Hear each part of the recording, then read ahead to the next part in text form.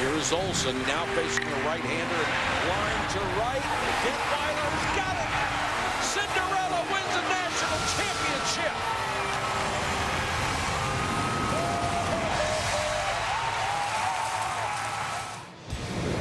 So how'd you all get to work today? If you are the Vanderbilt Commodores, you're playing in the College World Series, you get a police escort on a bus, and you're a college student, you're oblivious to most all that's going on around you. The Anteaters of UC Irvine, the Cinderella of this year's College World Series. Both teams 1-0, trying to take that all-important step to go 2-0.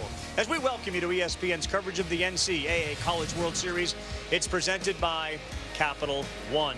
And those kids that have filed out from watching the United States win their World Cup soccer game, getting autographs from the boys they'll watch on the field tonight and perhaps watch on a major league field not too far in the distant future. As for our present, this is what it looks like. A double elimination format, 2 brackets, Vanderbilt and UC Irvine in a moment. Louisville is going home. They lose today to Texas. Texas stays alive tomorrow. Texas Tech and Ole Miss. One of them will stay alive. Another will see their season come to an end. But to focus on the 2 teams at hand, you have to focus, Kyle Peterson, on this idea that you are going to see guys here that will soon be in the major leagues, and both are playing on separate teams. We'll start with a guy that's going to pitch tonight for Vanderbilt. His name is Tyler Beede. Consider he was the 14th overall pick in the draft, and he didn't start the opener. Speaks a little bit about Vanderbilt's depth. It does. I mean, there's more depth for Vanderbilt from the pitching standpoint than you'll see from any other team here, and Tyler Beede is one big reason why. You're going to see big league quality stuff. I mean, a fastball will be into the mid-90s. It is a good, hard, sharp breaking ball and a changeup that's gotten better throughout the course of the year. But the one thing to watch with Beede is just the difference last year to this year. 14-1 last year in 17 starts. This year, the ERA is up over a point. When he is on, which he was against Xavier in the regional, he's as good as anybody in the country. When he struggles, which he did against Stanford, he can be just like anybody else. We'll see which one we see tonight. And what he struggled with, walks, and walks in a game in which runs are very few and far between, they can hurt you. Runs came the other night for UC Irvine, thanks in large part to the third baseman. We had a Tyler on Vanderbilt. We have a Taylor on UC Irvine, Taylor Sparks. Yeah, and a Taylor. How about a leadoff hitter that's 6'5", 230? You see that every day in whatever league you're playing in. But for Taylor Sparks, right at the top of this UC Irvine lineup, they had 10 hits in the opener. Sparks had 3 of them, double early, and then Sparks would come up later on at a spot that they really needed him. This triple drove in the tying run at the time. Irvine would take the lead, win the opener against Texas. From Sparks, you're going to see a guy defensively, too, with a big arm at third base and just looks the part, Ravi. This is a guy that you can see projecting to the major league level. Elliott Surry is going to throw for the Anteaters. He's a good lefty. With the wind blowing the way it is, in from center, runs are going to be hard to come by again. First pitch is coming up. Got him looking, ball game. Quite a win for Mike Gillespie's team. Into the gap, and it's going to get down for Dansby Swanson and roll towards the wall. Yeah, we always find a way back home. The NCAA College World Series is presented by the Quicksilver Card from Capital One. Earn 1.5% cash back on every purchase. And in part by Applebee's. Every bite of our new entrees will take you to your summer happy place. And Audi, truth in engineering. Boys will be boys before they become men, and some of these boys are about to become men because their lives are about to change. Once this College World Series ends, they move away from college and start working professionally. Vanderbilt, UC Irvine starts in a moment, but first to the third member of our crew. Let's go down to Jess. Hey, Jess.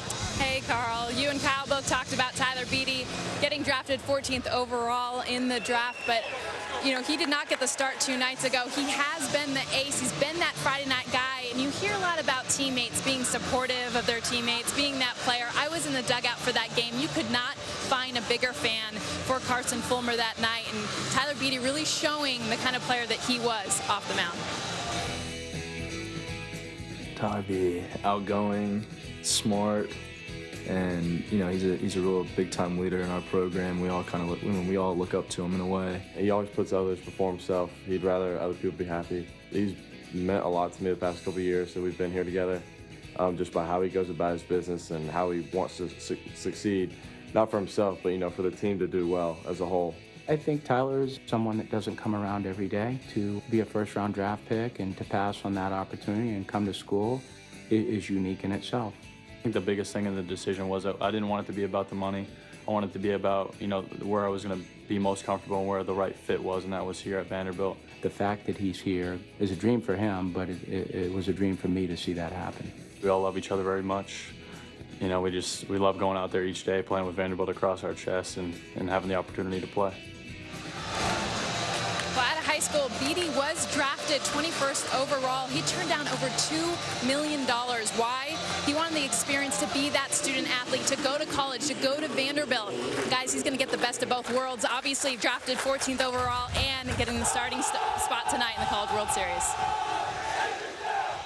Thank you, Jess. And there's one of the most well-respected coaches in all of college baseball. In his 12th season, Tim Corbin won his 500th game earlier this year. And now he's got his team looking for their first ever College World Series title as we take a look at our Capital One starting lineup.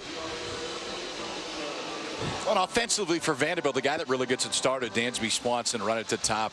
This is a Vanderbilt lineup that will run a ton. Swanson leads them in stolen bases, 19 on the year. And even though he's just a sophomore, he's really turned into a leader offensively on this team. Swanson at the top and Reynolds, the top two averages on this ball club. And it's important, too. Swanson, Reynolds get on. Then you can see Tim Corbin play that type of aggressive style of baseball that he likes to.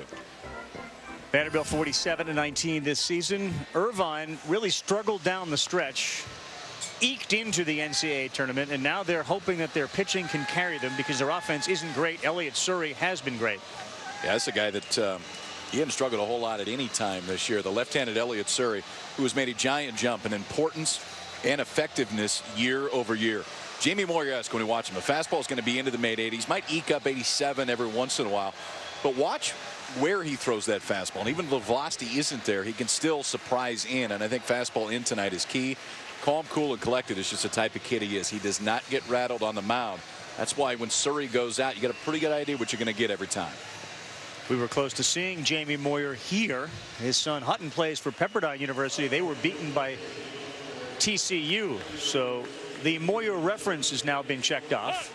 And if you can have a career like Jamie Moyer did, then Elliott Surrey is going to be in for a very, very good life. His first pitch to Dansby Swanson is up, and it's a ball. And we're underway in a game that will really put the winner in the driver's seat for a College World Series title. Little out.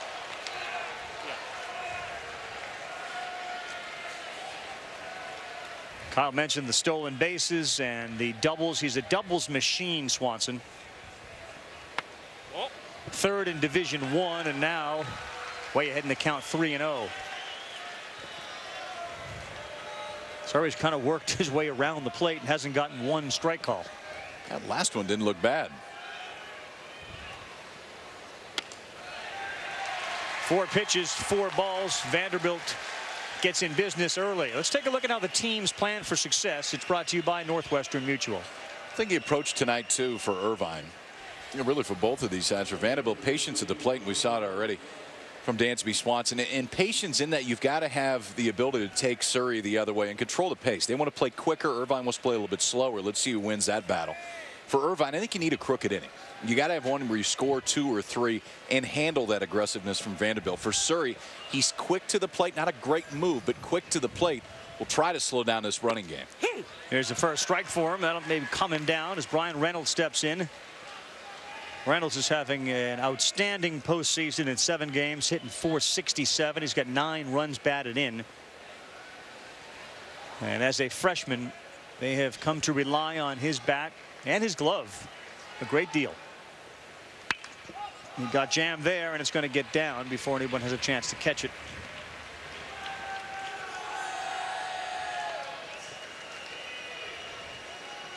Big story of the day here, of course, like everywhere else on the soccer pitch down in Brazil, was the United States victory. And you could just sense that many people were sort of in the concourses watching, and now they've all filed in to fill that lower bowl here at TD Ameritrade. And what a way to start for Team USA, who just picked up the win over on ESPN, 2-1 over Ghana.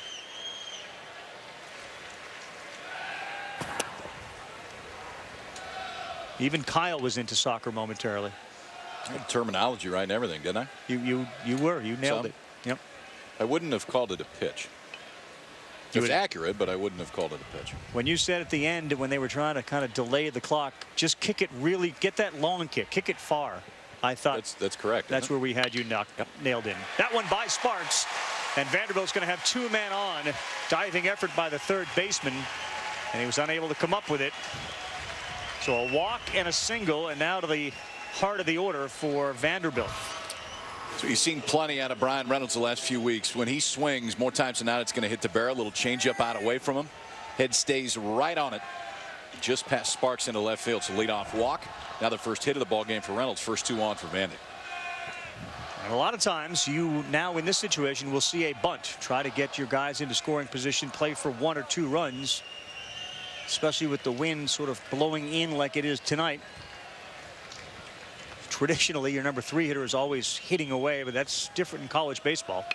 And Condi does lay down a good one. Surrey's going to have to be quick with his throw. Nice play, but again, a successful sacrifice, and Vanderbilt has men in scoring position. Well done by Vince Condi. Just deaden it, get it down the left side. You want to force the third baseman to charge if you can. You can see in this case kind of a little jab step, but it's not bunted hard enough. Surrey only has 1 play over to first base. Grant Palmer, the second baseman, over to cover. Keeps that foot on just long enough to get the lead out, but Condi does his job. 2 in scoring position with 1 out for the cleanup hitter. That's Xander Wheel. He wears number 43. Will play first base tonight for Tim Corbin.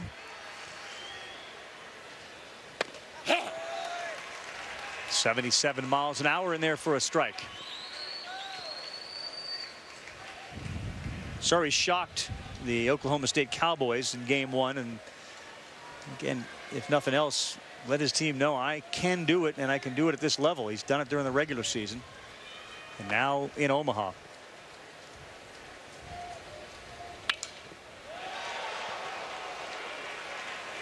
That was that fastball in too, and it didn't get all the way in there, but it got in there enough. So we're a wheel in an 0-1 count. Even at 86, that's enough. Had a little bit of cut on the inside quarter of the plate, kind of tied him up. Now Surrey ahead 0-2.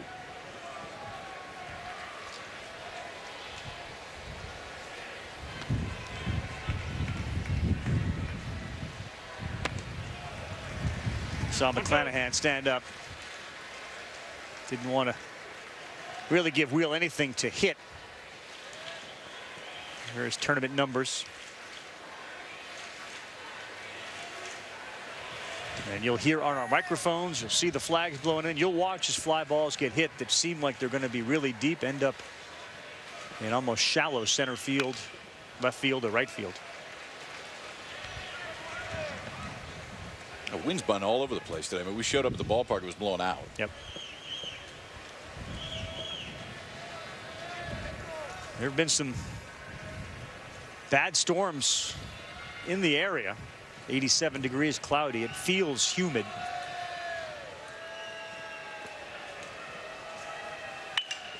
Wheel got jammed, but he drives one into right. It brings in Swanson.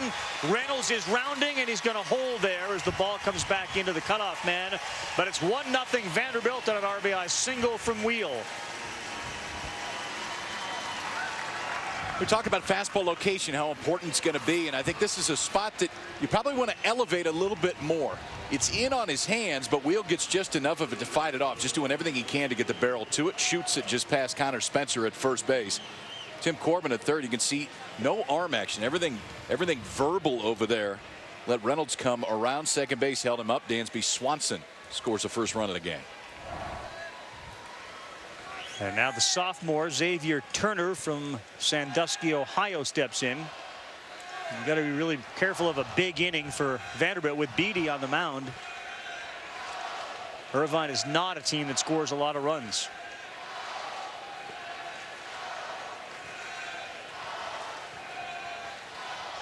Wheel's got 13 steals. He's over at first. There's a squeeze play that will work. The hand got in. A great dive by Bryan Reynolds, and it's 2-0.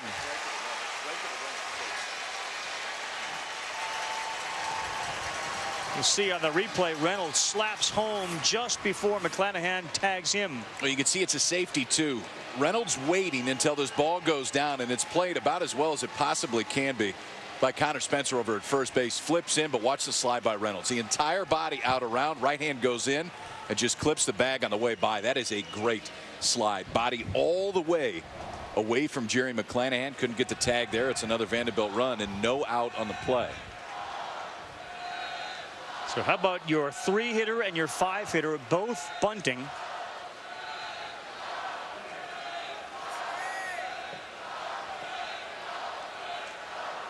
Give Turner an RBI. Commodores up 2-zip, still only 1 out and 2 men on.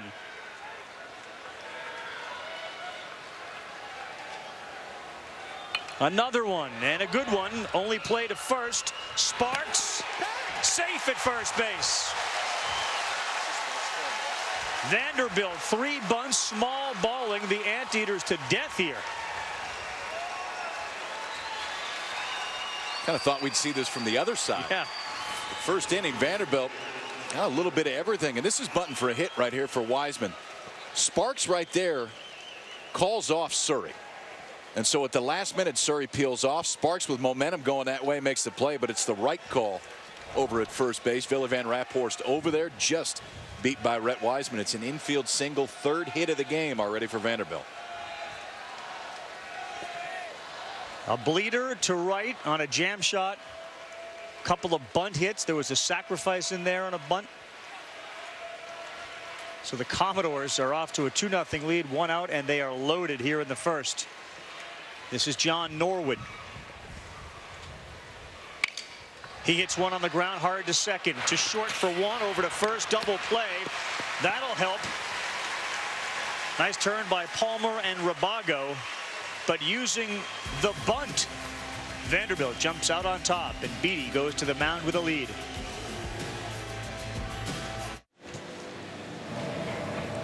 Well, you host about 25,000. You don't just use your old Jiffy Pop popcorn anymore. You got to have a big kettle like that going.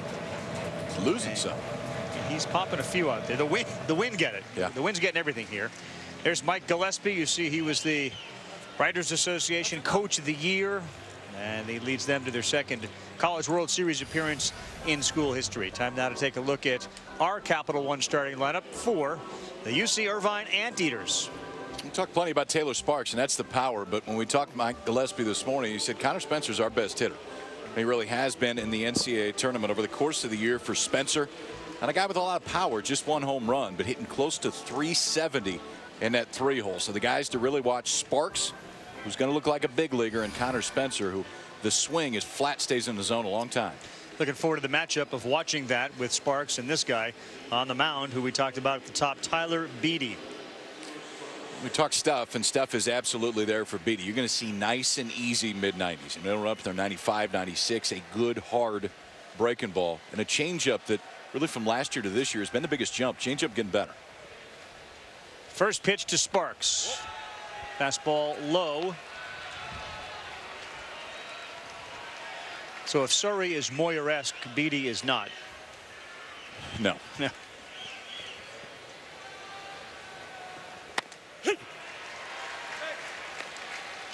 Just get loose.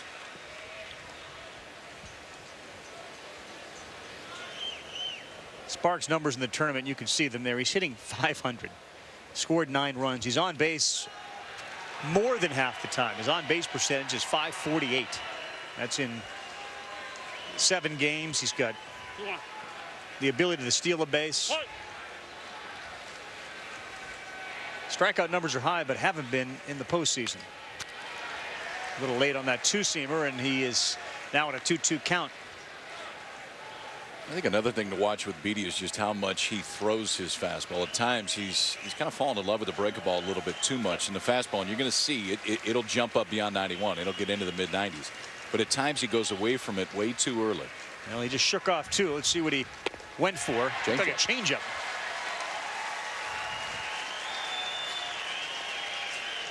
Good one too. Watch the arm action. Looks like a fastball as he goes through everything the exact same. It's elevated, but it's that velocity difference that gets Sparks all the way out in front of it. Good circle change, turned over the top. Got just a little bit of sink at the end, but from 91 to 81, that was the key. Chris Rabago, the number 2 hitter. Beatty's trying to make that lower third of the zone a strike. Junior out of Riverside, California, lifts this one to right. Rhett Weissman calls it. 2 down. So we talk fastball with Beatty, and it'll continue to rise up into the mid-90s. This stuff is big league stuff. And you'll see the breaking ball when he gets over the top of it has really good hard top to bottom spin. Which one will we see is the key? When Beatty is at his best, he's as good as anybody in the country. When he struggles, it becomes very, very normal. And I think tonight against Irvin, you got to make sure you take the out. If they're going to give you the out in a sacrifice situation, take the out every time. 92, Connor Spencer. As good as Sparks is, and all we've talked about him, Spencer's probably the best hitter on the team. Hit .368 during the regular season.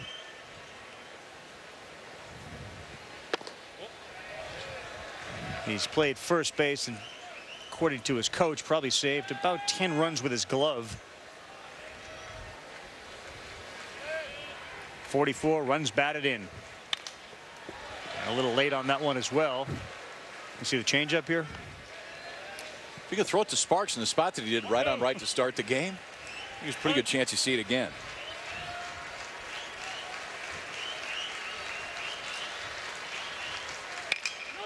It was it, and he got him to roll over to second base. Very clean inning as Beatty pumps his fist, and he gets his offense back to the batter's box real quick. We're through 1. Vandy's up 2-0.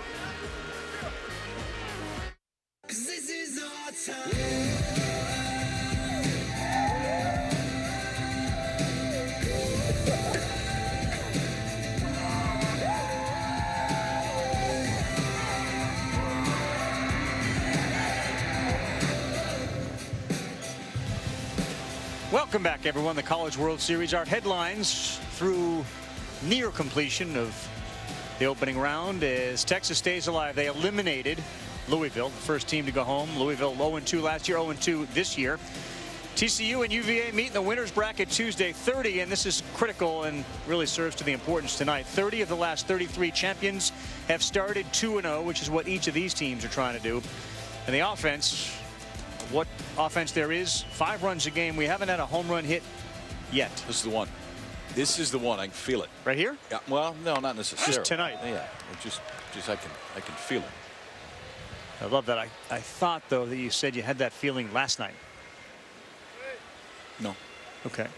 Carl Ellison out of Naples, Florida.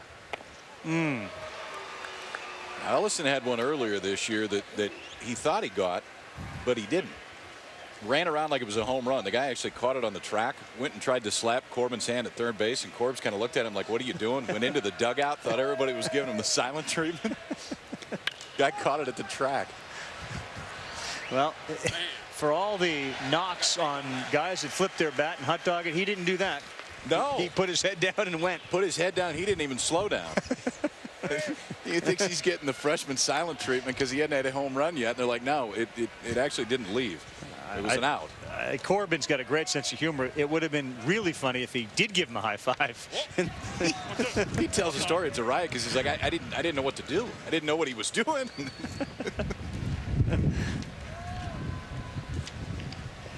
We'll talk about Tim Corbin and Mike Gillespie and share the way that they speak about each other.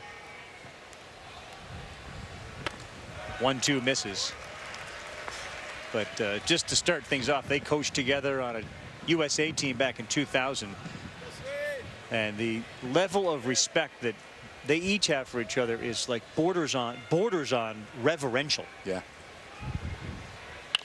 2-2 hit hard to second, backhanded with time, and then Grant Palmer's unable to pick it up. He had time and he just couldn't pick it up and throw to first base. Just the 5th error of the year for Grant Palmer. Usually very sure-handed. This time doesn't get it the first time and then goes down with both hands. Tries to scoop that ball up. Why? After he kicks it, watch the glove come in and kind of shoves it right out of his hand. So leadoff man on the first 2 innings from Vanderbilt. One a walk, the other an error. Yeah, and we saw Louisville today make a handful of errors and really cost themselves any chance to win against Texas. And Irvine can ill afford to fall further behind. Bunt, a little hard. There is a play at second. The throw down there. Short hop. Great job at second base to scoop that ball. Sparks spiked it, and the shortstop Rabago made the play.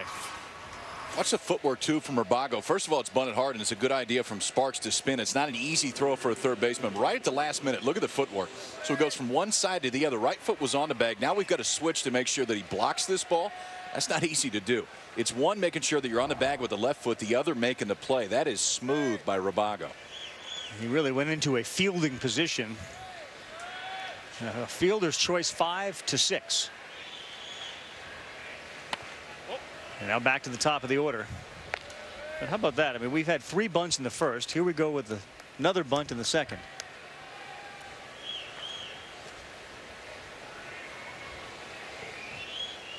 Good hitter here, Dansby Swanson. He did walk, scored a run. Outfield very shallow all around.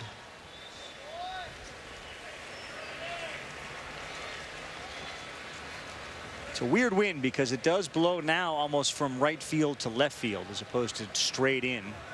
And as I say that, it kind of shifts. I mean, the ones that have a chance are right-handers are really good through one. If you get through one today, that wind could blow it to the smaller part of the park, closer to the 335 sign down the left field line.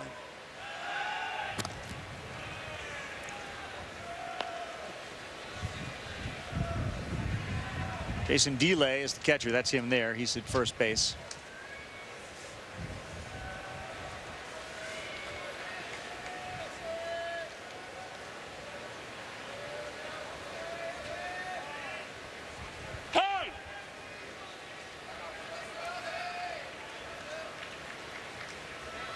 The loser of this game will get Texas. The winner will have 3 days off. They won't play again until Friday, and that puts them 1 win away from the championship series. So hard to stress in this format how important going 2-0 is. Swanson thought about it and then didn't swing at it. Called strike. Okay.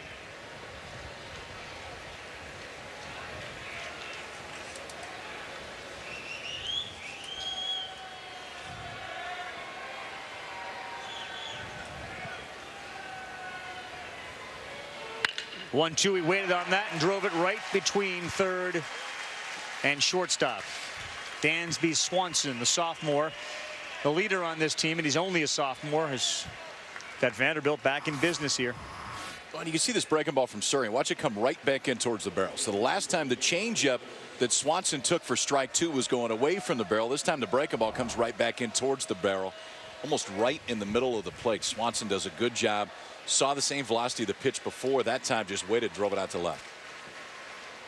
And now Reynolds, who has been ridiculous in the postseason, already with a hit tonight. The season average is up to 342. His postseason average is just shy of 500.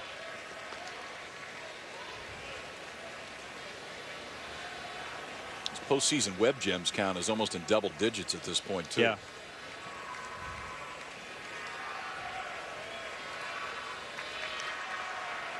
He's a great athlete. He can dunk a basketball. We got a few guys on this team that can do that.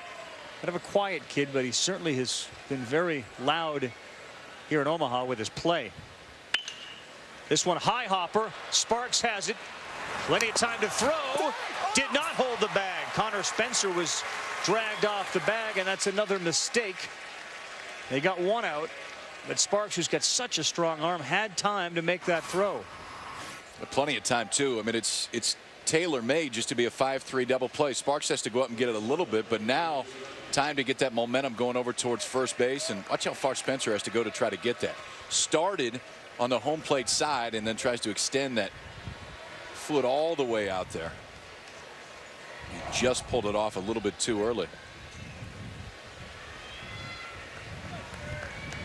Now Condi, one of those guys that bunted in the first inning.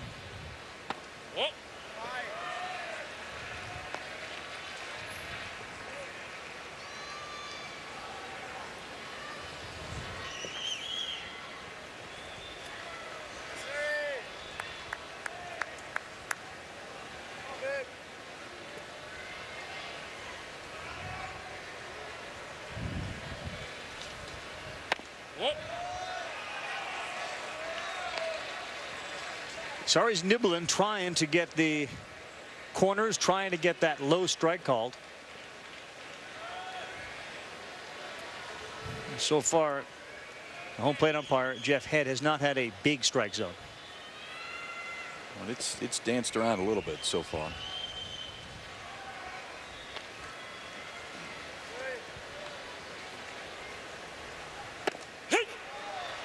You can see even in that spot too, Suri trying to go in. He left it out over the plate. Surprised we didn't get a swing right there from Conde too, because that's a 2-0 84-mile-an-hour fastball that's middle third of the plate.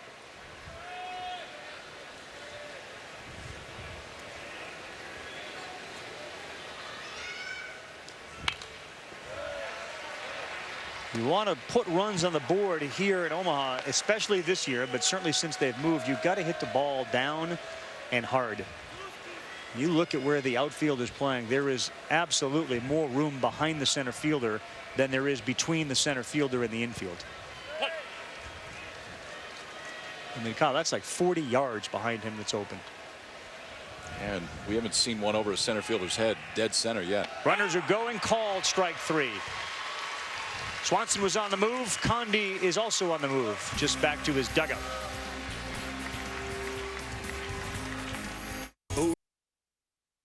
It's an anteater. Got the ears, a little snout right here. You always got to give a little snout. Most people think it's like this, but you got to do this so you have a little anteater snout. I think it looks like this. It's a pretty fierce mascot. The whole key is the snout, obviously, and UCI, University of California at Irvine, out of the Big West, founded in '62, an enrollment of 29,000, just about 20 miles south of Anaheim. Peter the Anteater, and now the famous alumni beyond Peter the Anteater. Here's Bob Gunton, who was, I believe, the sheriff right in Shawshank Redemption. Greg Louganis, the warden in Shawshank. Scotty Brooks, Brady Anderson. All famous alumni from UC Irvine.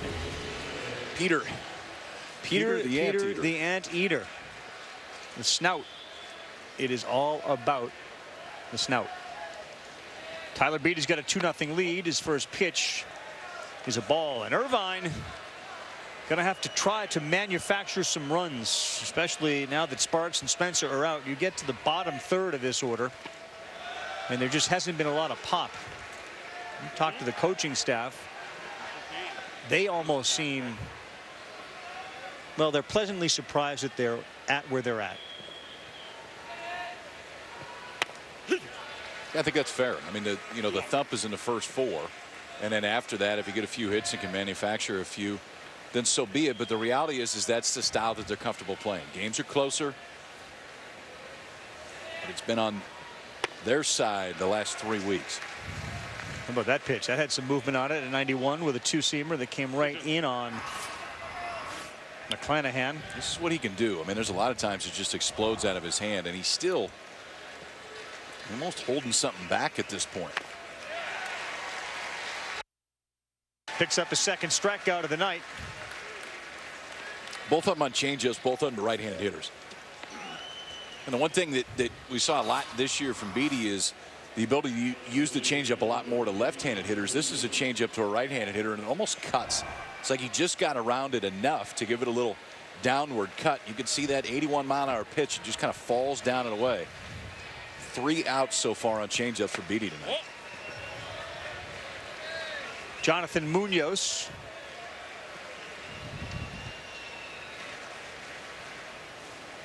Two years, he never got into a game, and he worked his way in. A pinch hit here, another pinch hit there. Got in the lineup, had a hit or two, and since then they haven't been able to get him out of the lineup. Likely to play first base next season. DHing tonight. Look out. Ouch.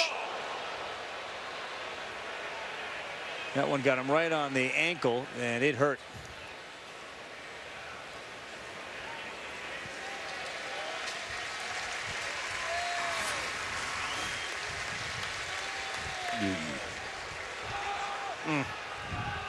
You could almost hear it, that thud. Dead ball, dead ball. There is nothing to slow it down in that spot either. Walk all you want right there, but that one's not going to walk off quite yet. The first base runner of the game for Irvine, and something to really watch with Beatty has just been control of the fastball at this point. And the thing that gets concerning is when it's missing in different spots. If it's missing in the same spot, then a lot of times it's just a small mechanical adjustment, but it's missed in a few spots so far. Sometimes high arm side, and then the 2-0 pitch where you're just trying to lay in there. That one he really tugged. Grant Palmer's the second baseman.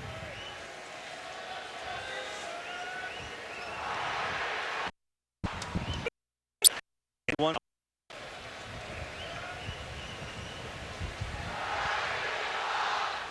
Get the sense that Beatty really benefited from the Commodores winning the first game just from a comfort point of view, throwing tonight. That one into right. That's going to get down. Munoz with his bad ankle is going to go to third base. And the Anteaters have men on the corners and one out after the Palmer single.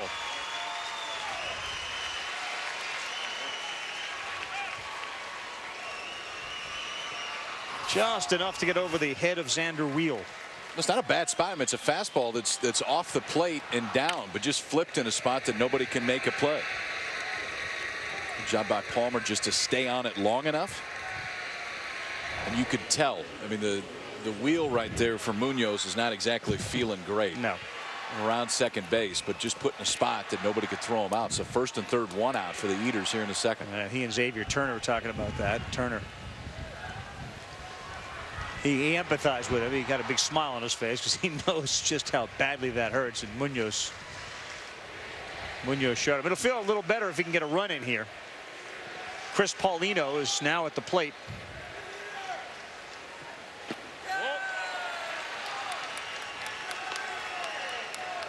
You know, it's interesting that the two styles of right-handers that we've seen. So Carson Fulmer is power, and everything is just at you.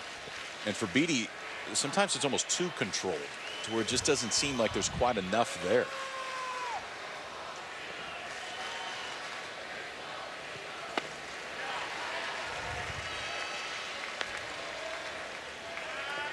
There is a little pop in Paulino's bat. 1-1.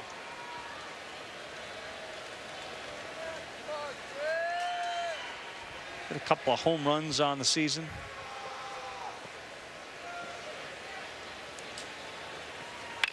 Goodwood there. That one gets through into right. He's going to bring Munoz in, holding up at second base. And an RBI single for Chris Paulino. So the bottom of the order delivering for the Anteaters. That time, Paulino just sat on the changeup. So Beatty, who's thrown the changeup really consistently for a strike more than any other pitch, but Paulino, from a weight standpoint, was just sitting on it. Ripped it out to right field. That one hit on the button. Ball from Palmer kind of flipped out to right field. That one was delivered to right field. Now Irvine on the board. Two more on with one out. Adam Alcantara up.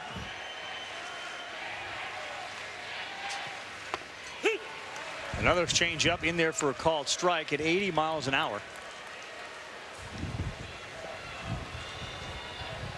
Alcantara, a freshman. Palmer at second and Paulino at first.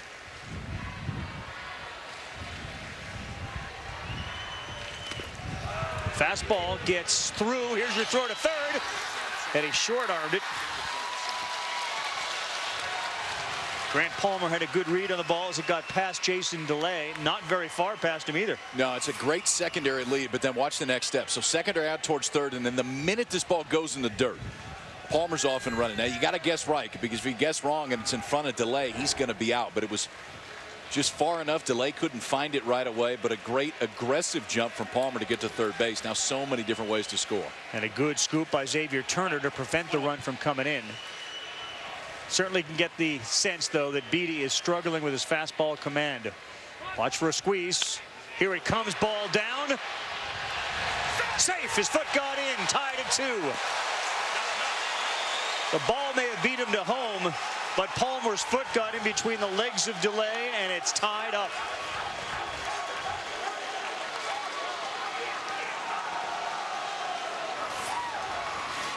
The ball definitely beats him. I think the question is, does the slide just get underneath the foot of Delay? But watch where that front foot is. He gave him all of home plate. So for Delay, that left foot you want to put on the corner of home plate. So this can't happen. I think he's safe. I think it's a good call. Because he did not tag him on the front leg. He tagged him on the back leg. I think it's the right call.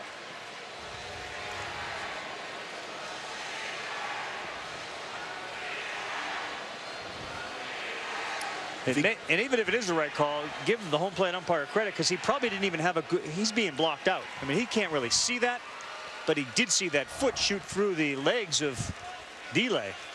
And it starts with Delay because you can't give up that much of the plate. I mean, especially in a spot like that to where you have time, the play's directly in front of him.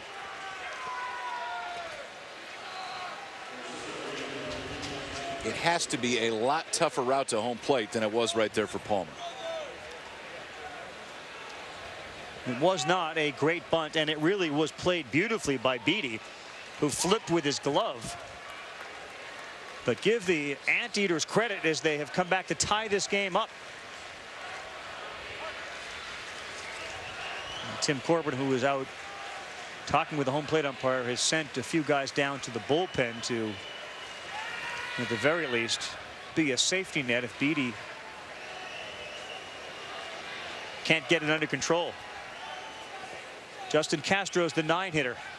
He squares to bunt. It got away from Delay, and the runners are going to advance. So Beatty's pitches are causing a challenge for Delay, and now runners are at second and third. Okay, so look at the difference in catchers that we've seen in 2 nights for Vanderbilt. 2 nights ago it was Carl Ellison, and we talked about just how good of a job he did blocking the ball, keeping it in front, and not allowing base runners to take extra bases. It's been the opposite so far tonight for Delay.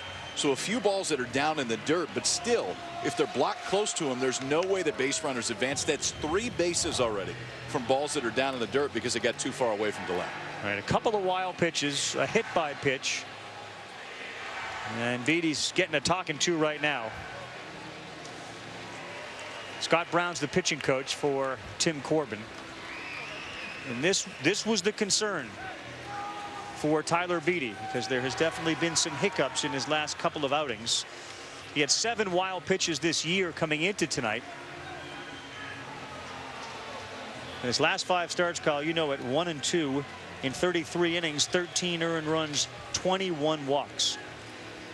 It just doesn't seem like he's comfortable letting anything go. And the most consistent pitch has been the changeup, where he can kind of lay off of it a little bit, but the fastball and the breaking ball have been really inconsistent. Even that one, Delay had a hard time holding on to. We wonder, with Castro up, if we were in position to see another squeeze play.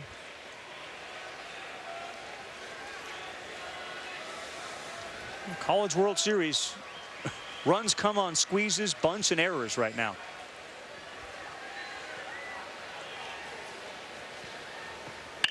Castro hit this one hard on a line, very shallow. Norwood, here's your throw.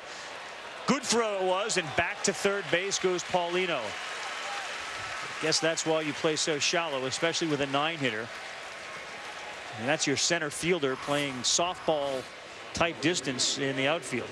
Watch this ball kind of cutting away from, excuse me, Johnny Norwood out in center field. It's easy to say afterwards, but if you send him there, I think he scores. Just because the throw was up the line enough. Yep. But a double play ends that inning, and at least now you get a chance to have Taylor Sparks, your hottest hitter, come to the plate with 2 men on. I think that's one of the reasons. If it's anybody else on deck, well, other than Sparks and Spencer, you probably take a chance right there. But you don't want to run the risk of taking a bat out of this guy's hand with 2 guys in scoring position.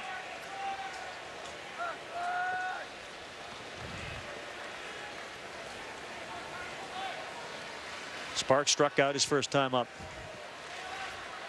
2-2 as Irvine's played at 2 here in the bottom of the second. And that fastball had a little more velocity on it, but it wasn't close to a strike.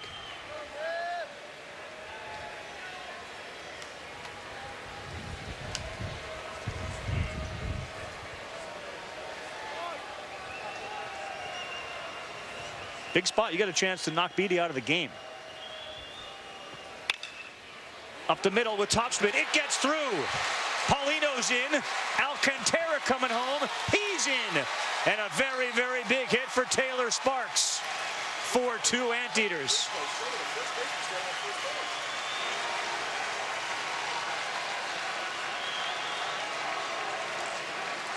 Well, that's why you don't send him, because you got Sparks coming up.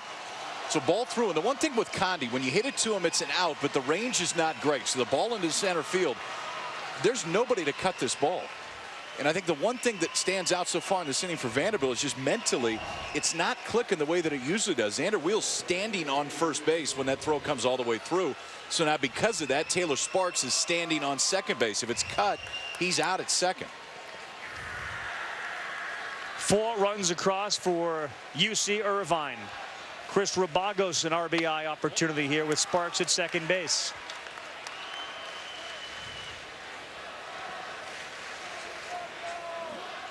And they have gotten to Tyler Beede, the 14th overall pick in this year's draft by the San Francisco Giants.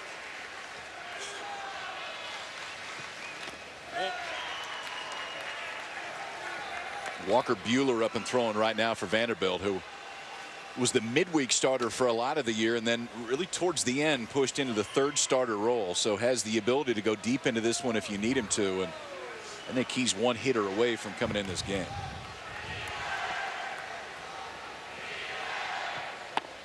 There's a good pitch. 93 with some movement and down at the knees for Beede. Yeah, to your point, Kyle, that was sort of the first one that looked like he just let go. He's like, look, I'm going to throw it now. The problem is it's 4-2. Yeah.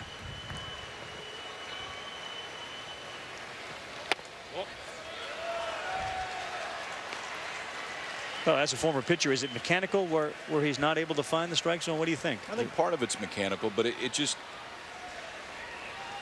it's been rare this year to where he'll glide through a game and just stay consistent the whole time. And a lot of times it's just a release point issue to where he doesn't feel comfortable when it comes out of his hand. But I go back to what I say. It's one thing if you're missing in the same spot, because if you're missing in the same spot, it means you're repeating the same problem over and over again. If you're missing in different spots, the problem is in a different spot. It's a lot tougher to solve, and that's where Beede has had the most trouble this year. I think you got to go get him right here, especially with the guy that's coming up. This is Connor Spencer. Tim Corbin's on the top step. And he does not appear as if he's going to come get him. And 4 runs is a College World Series high in an inning. Looking for more. Good cut at it and fouled into the seats.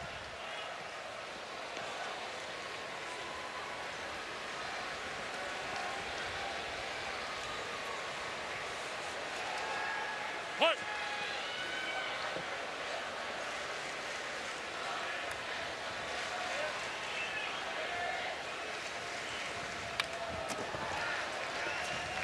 Oh, and 2.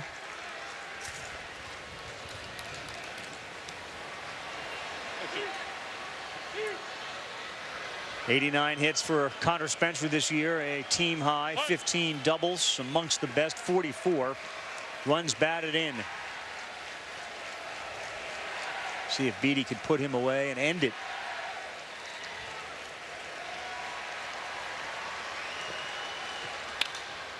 Went back to a fastball. Couple of good ones back to back there for Tyler Beede.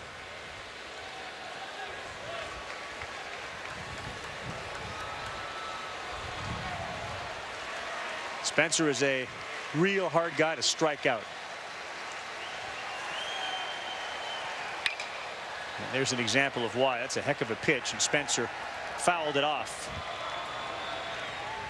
24 strikeouts this year, 23 walks.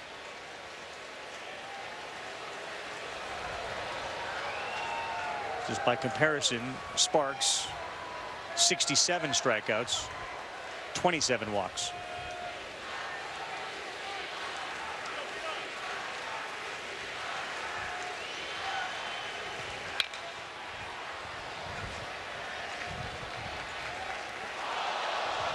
Would not throw him another changeup. Right on left, it just, even though that ball was fouled off, Spencer Looking a lot more comfortable with that. I think you got to try to elevate a fastball right here and just let it go.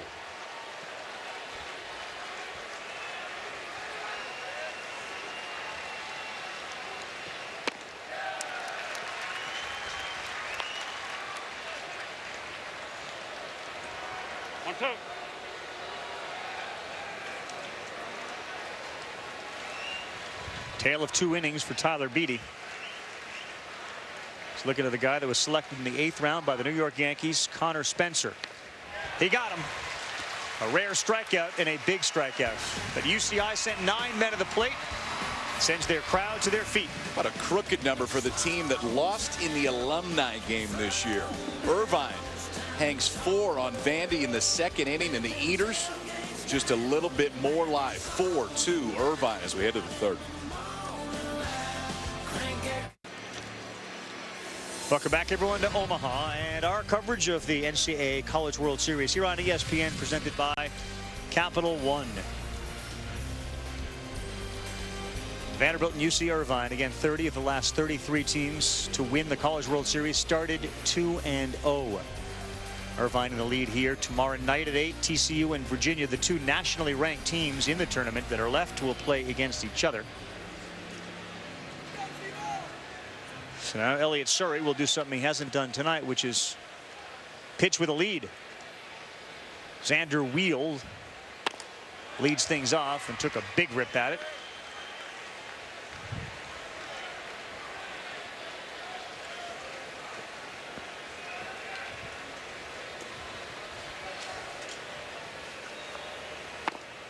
So the alumni team came back in the alumni game and beat the present edition of the Anteaters. That's what you're saying. That's what we were told. So, like, you know, probably some younger guys, but some older guys too. Doesn't happen a whole lot. Wheel on the nose, but it stays up for the center fielder, and Castro catches it. Let's go down to one of Stanford's great alumni. That's Jess Mendoza. Thank you, Carl. Well, I was overhearing Travis Jewett in the dugout right now, the hitting coach for Vanderbilt, telling his offense, and he pointed to the scoreboard and he said, that right there, those 4 runs are not what is going to beat us. He said, right now we got to keep in this moment and stay calm. He said they're really trying to make this bigger than it is. They're letting those 4 runs affect them. And he said, hey, we got 27 outs. We have this game. They've used up a couple of those 27 outs, but the message is clear. Xavier Turner, sack bunt. Everybody was sack bunting early in this game. The one thing, and it might seem minor, that sticks out to me is Wheel not getting over in the cutoff spot, because it just sometimes it sends a message that guys just aren't necessarily right now. This one is deep to left field, but it holds up, and boy, you saw Alcantara go back. Off the bat, it looked like it was going to go to the track. Instead, we've had 2 flyouts. Well, if you're playing in Vanderbilt where it's 310 to left field with a little green monster look, that's off the wall, and it's at least a single, maybe a double. And to Jess's point, Travis Jewett's the assistant coach and a hitting coach for this team. You just want to make sure that your guys stay aggressive at the same time too. A ball that's a hit at home isn't necessarily a hit here. For the most part, we've seen great catches. If it's in the air, it's going to be an out. Yeah. Brett Wiseman, unless it's a line shot, most balls in the air. And we saw it last night when Pappy hit one that, if that's not a home run, what is a home run? And he stood on that ball to right center.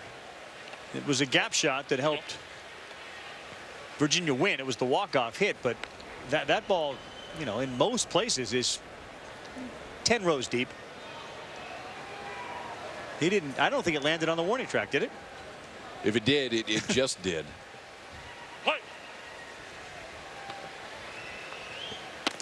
Look out. Weissman got buzzed there in 85. When it's up that high, feels like 105.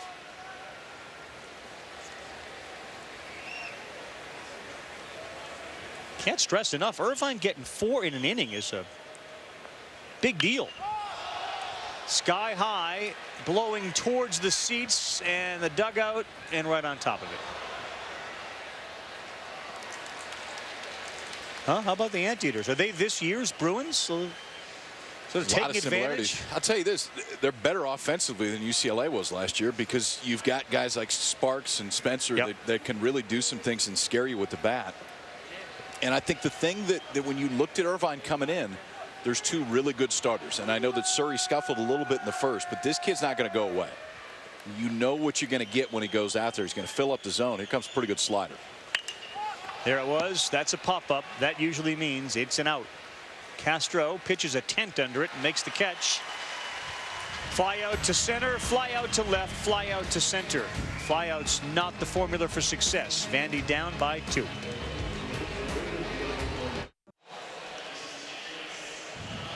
We're back. UC Irvine set to come to the plate in the bottom of the 3rd inning. And of course, this is the time of year when a lot of schools are celebrating graduation. And they did that at Angel Stadium in Anaheim, California for the UC Irvine commencement. And look at the guy that was given the commencement speech. It was the president. President Barack Obama there. The UC Irvine seniors graduating on the team here. They got a nice cake for it. They didn't get a chance to hear the president speak. But that's some prestige when the big man heads to your school to give the commencement address. A little different look in those 2 innings. 2 wild pitches, a walk, hit a guy, 4 runs come in on 3 hits. Let's see which one we get in this inning. That's I just want to see aggressiveness. Yeah. I just want to see, and sometimes it's good to get a little bit mad.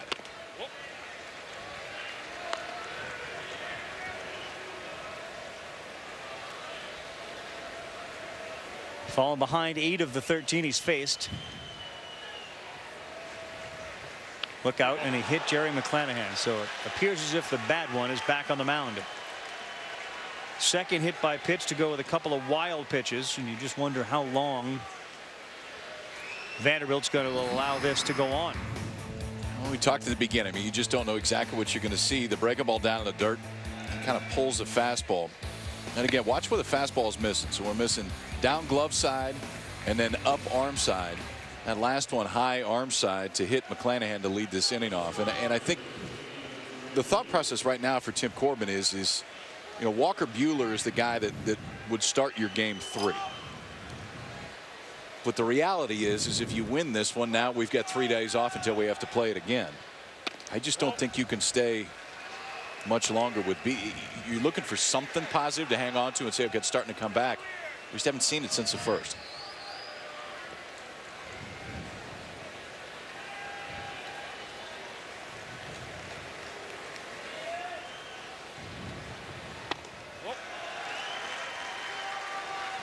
Because the other thing is you're facing a guy that doesn't give up too many runs. Surrey had a 1.99 ERA coming in, and it's not easy to score runs anyway in this place.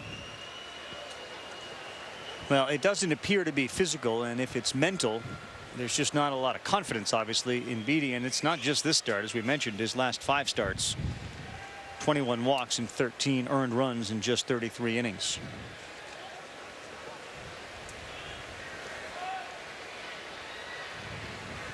Got a look at Carson Fulmer there on the bench.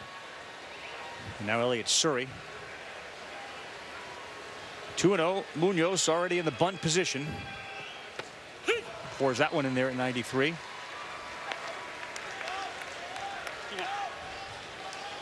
A lot of times pitchers would say then if you're going to try to regain control, you know, kind of work a little quicker, get into a rhythm. There's just no rhythm out there. Squared to bunt, down to second, caught in a rundown. This will help if they can get him. That's McClanahan in a rundown, and he's tagged out by Xander Wheel. So Munoz went with the bunt, pull back, try to swing, and that didn't work. And on this one, you know that McClanahan, I mean, it's going to be a late break. So it's a hit and run, a little bit different looking hit and run, but intended to be a hit and run right there. And you just need some kind of contact from Munoz, because if not, first thought for that base runner is just don't get picked off. You don't need the best jump in the world. You think you're going to get protection at home plate. Just didn't get it that time from Munoz. 2-2.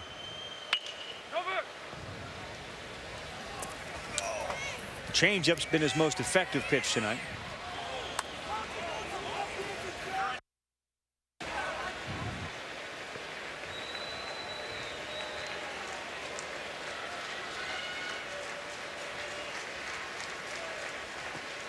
Ooh. Now that one was pretty wicked, and he swung at it and missed. And how the inning has changed from having a leadoff guy on to a caught stealing strikeout. I hope my buddy Dave Neal's watching, because that's a curveball. Called a slider a lot this year. It was corrected by Tyler. It's a curveball and it's hard. And when he gets through it, I mean, it has big time break. And this one just gearing up for that 93, 94 mile an hour fastball. Gets Munoz all the way out in front of the curveball for his third strikeout of the game.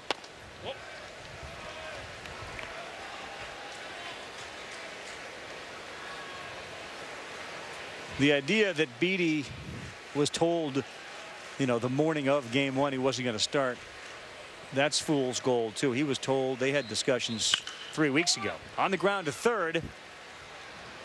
And Turner across the diamond. That was a little better after that caught stealing. You could argue that the Anteaters helped out a little, and certainly they're there to give Beede a high five as he heads back to the dugout.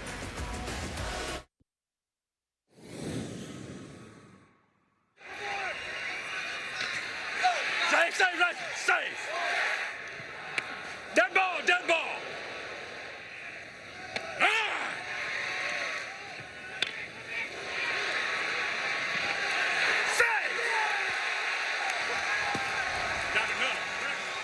Playing a starring role tonight for us, the home plate umpire Jeff Head. A lot of action around his plate tonight.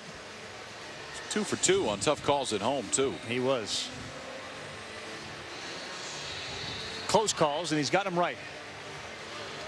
Not always the case here at the College World Series, and you saw a couple of calls that were questionable today. Do we ever get instant replay at the College World Series in the form we see it? I mean, we've got the toys to do it. We know that. So, and if you've got it, I think the goal should always be to get as many right as you can.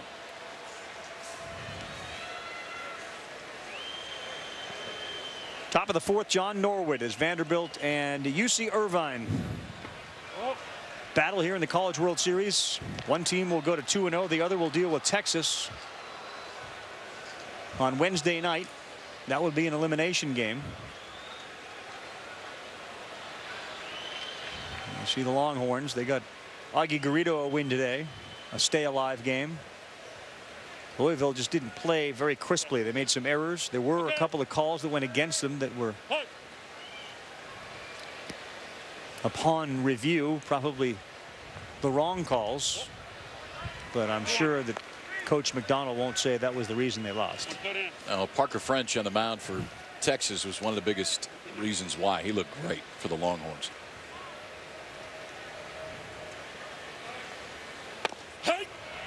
2-2. Watch fastball location for Surrey as compared to fastball location for Beede, and that's the biggest difference right there. 2-1, sticks a fastball on the inside part of the plate. Then the changeup right on the backside of it. Rabago, nice throw across the diamond, and Norwood is retired. All right, again, if you were at work and didn't see it, the United States a winner today, 2-1 over Ghana, which puts them in good position in Group G. Coverage of the FIFA World Cup on ESPN rolls on Tuesday, triple header, 11:30 a.m. Belgium, Algeria, 2:30, host Brazil and Mexico, big game there, and at 5:30 Russia and South Korea. The 2014 FIFA World Cup presented by Adidas Tuesday on ESPN. They call Mexico El Tri. El Tri. If you missed the beginning of that game, Kyle, or the end of it, you missed the 2 U.S. goals. They scored the first one in the first minute and the last one in the last couple of minutes for a 2-1 win. Saw them both. Couple of 6-3s, Norwood and Ellison. A little different look from Elliott Surrey right now. Yeah, absolutely. They're sort of settled in. Yeah. It's got to be a comfortable feeling for Gillespie and his pitching staff as he's now just throwing strikes.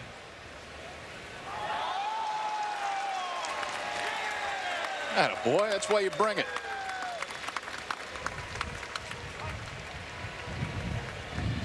Nothing better than that. I mean, there's just nothing better when they got the glove on and it ends up in it. And how was that inning for Elliott Surrey? He's retired 8 in a row. Friend showing his buddies a souvenir. And it's 4-2 here.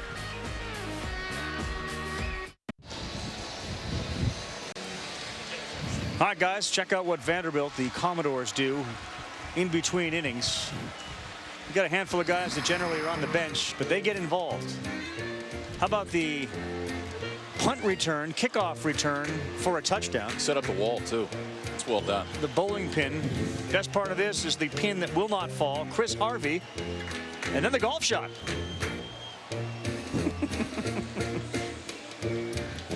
Very creative. They're working on a few new sports that they were going to unveil here in Omaha. Great group of guys, 6-1 in the tournament. They handled Louisville 5-3 Saturday. They did line up and kick a field goal tonight. And now a field goal for them would get them back on top. Tyler Beatty back on the mound. Oh, no. No. Good job by Paulino to lay off a changeup, which didn't miss the strike zone by much. See if the caught stealing in the last inning helped Beatty at all. They had a leadoff man on, and then they went for a hit and run. It didn't work, and they caught Jerry McClanahan in a rundown.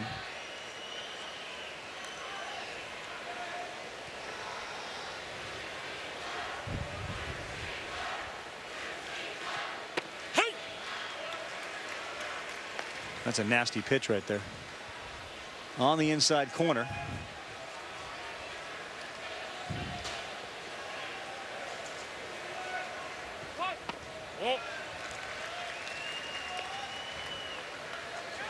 It's very different pacing between what we saw Surrey do and Beatty's struggles to find that strike zone. Here you go. 3-2. The other thing too, Kyle, you pitch to the ballpark. Nobody's going to hit a home run on you. Pitch to contact.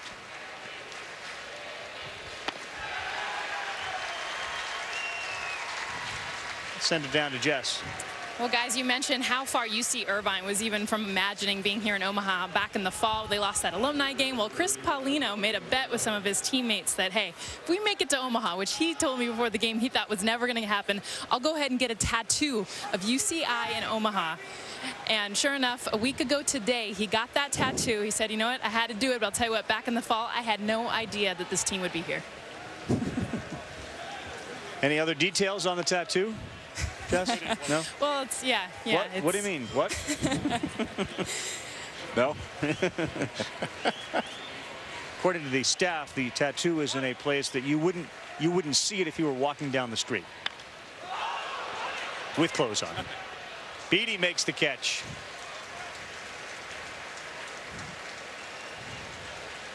Or did the catcher catch it? I think DeLay ended up with it. I thought Beatty caught it the first time, too.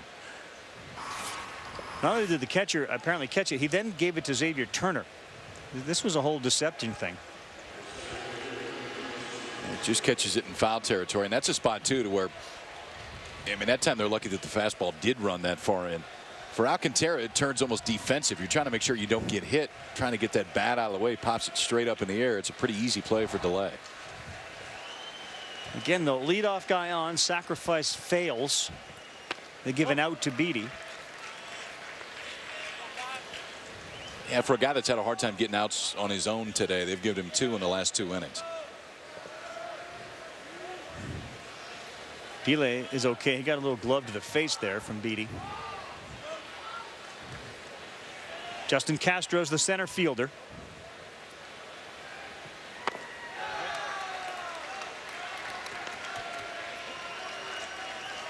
What's the word? Laboring? Searching, I think. I think you're just looking for something that you can repeat.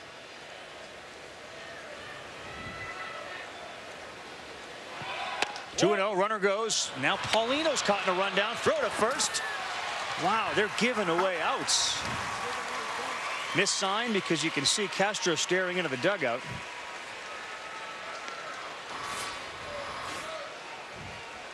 See how long his head is on, too? I mean, you could see the break right there from Paulino tells you he's expecting protection again from Castro. I mean, on the steal break, a lot of times guys will peek in, but that time he stayed right there. I don't think it was. You're not calling a hit and run 2-0. I mean, to me, I think Paulino's the one that missed that one. 3-0. Well, 2-0. It missed on 2-0, then got it to 3-0, and then walked him. But you're not going to call in that spot. So to me, it's Paulino missing a sign right there, and not Castro at home plate. But it should be guys standing on first and second with nobody out, or with one out. Now we're back to the top of the order, and Sparks had that single, a couple of RBIs.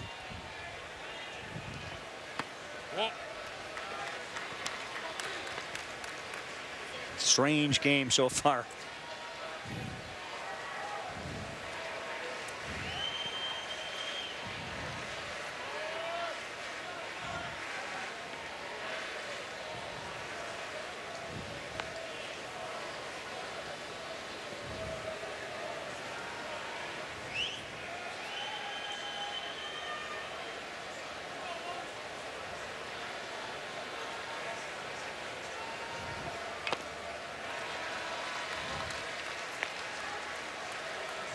At this point, I might just only throw that. And it's just because you know you're going to throw it for a strike. Yeah. I mean, that's the thing. If there's a lot of times you're not going to have fastball control, but if you've got control of something, and Beede, for the most part, is they control the changeup, just keep throwing it until they force you not to.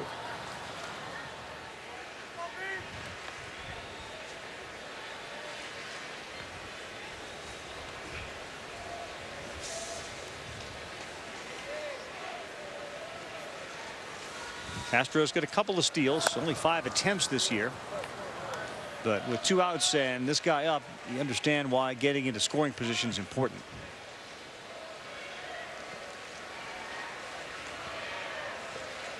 And it feels like half of Beaty's pitches have been in the dirt. Difficult for a catcher to cleanly catch and throw. There's another one.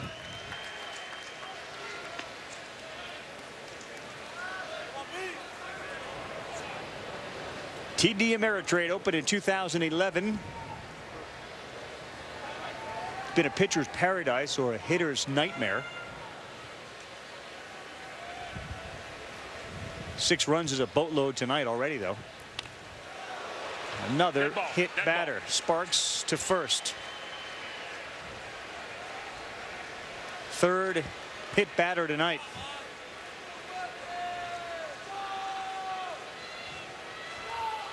When there's only one arm swinging when you run it out of first base, that one got him pretty clean. See, most guys wearing that Evo Shield pad on the front elbow. Sparks one of the few that doesn't, and that one got him square.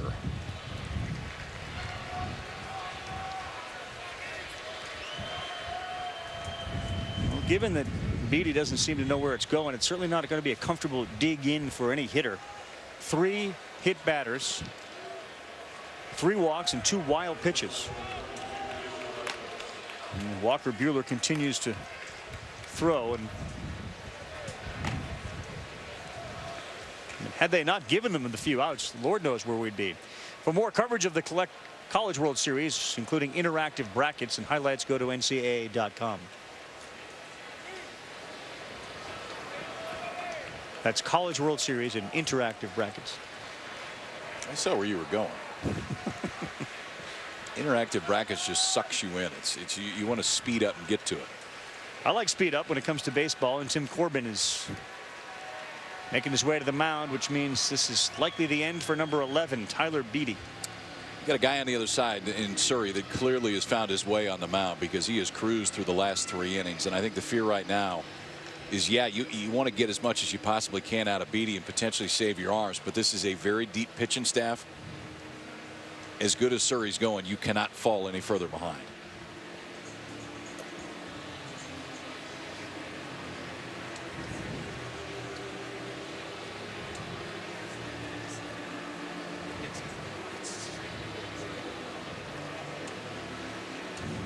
So Buehler's coming in. Bases should conceivably be loaded, but they're not. There are 2 outs, and Beede is done for the night after 3 2/3.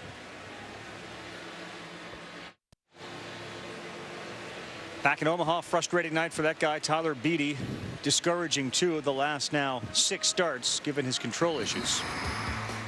And it really cruised through the first, but after that is when the control issues really started for Beede. And it just never looked like he was comfortable letting anything go. High arm side with a fastball, then low on the glove side.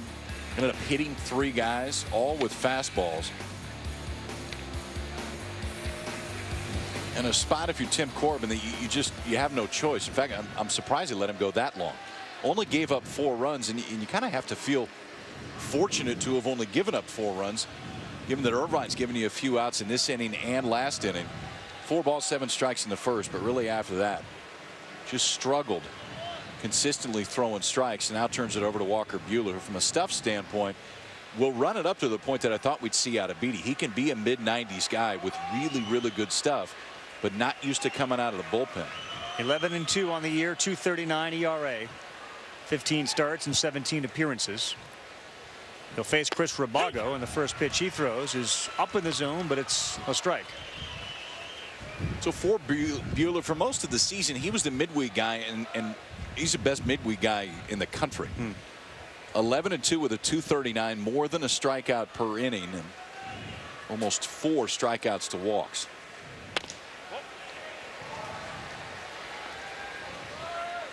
One and one. Rabago flew out to right, walked in the second. The 4 runs that Irvine have come from the 5, 6, 7, and 8 hitter. Those are the guys that have scored tonight. Good pitch there. This one elevated. It's the right fielder, Reisman. He's under it and makes the play. So relief pitcher comes in, Buehler, and he gets the job done. Commodores need some points. We'll go to the top of the lineup. Dansby Swanson, 1, 2, 3 coming up for Vanderbilt.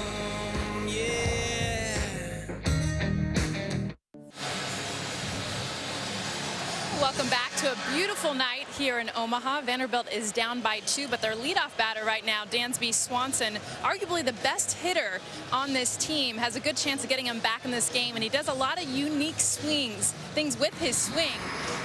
One of the biggest things that Travis Jewett works on him with is making sure that he gets that vertical practicality. You see that nose over chin, and then that allows for his eyesight to really focus in on that ball. Because of that, he gets that acceleration with his spin. They compare it to like a top. When you're able to stay vertical like that, you're able to have more speed. And just like a top, guys, if you start to wobble at all, that's when your bat speed slows down. So a big thing that Swanson does, stays vertical with his posture and is able to see the ball and hit the ball real well. Yeah, Jess. Like it. Explained only from somebody who can do just that. Jess, one of the great hitters. Jess wasn't a pitcher in college. A lot of people kind of confuse that. Jess was a great hitter. And there's that swing from Swanson. This one is in the corner and left. The verticality produces a double for Dansby Swanson. Vertical practicality, Rabbi. No, I just shortened it. Verticality. Whatever it was a heck of a swing, and they need it from Swanson right here. Little fastball. They're trying to go inside, and it just didn't cut. Stayed out over the plate. Head stays right on it, and that's almost the exact swing that Jess just diagrammed a minute ago. Ripped down the left field line. Leadoff double for Vanderbilt. Something going here in the 5th.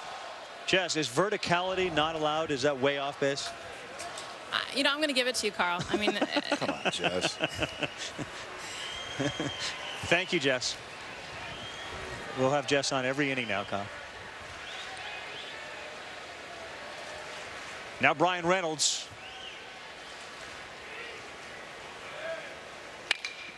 This one up the middle, top spin on it, cut off by the shortstop. Nice job, and a good job by Swanson too, to not take a big turn at third, because Rabago was ready to fire and get him had he made that turn. Well, sometimes the throw you don't make is a very good throw. Yep. And that was the spot right there from Rabago. You're not going to throw Reynolds out. He runs very, very well. Back to home plate, there's no way you're going to get him. All you're trying to see there is if Swanson goes around, rounds third base, potentially you can catch him sleeping on that side. But only bad things come from trying to make that throw to first base. Double play stays in order. Swanson still at third. Irvine still with the lead. But Vanderbilt threatening. Swanson's been on base 3 times tonight. Reynolds twice. Now Condi, the 3 hitter, looks at a ball. Commodores in business in the top of the 5th inning. In a game between 2 teams that are 1-0 at the College World Series. Get to 2-0 and you are in the driver's seat. 30 of the last 33 champions here have started 2-0 in the double elimination format.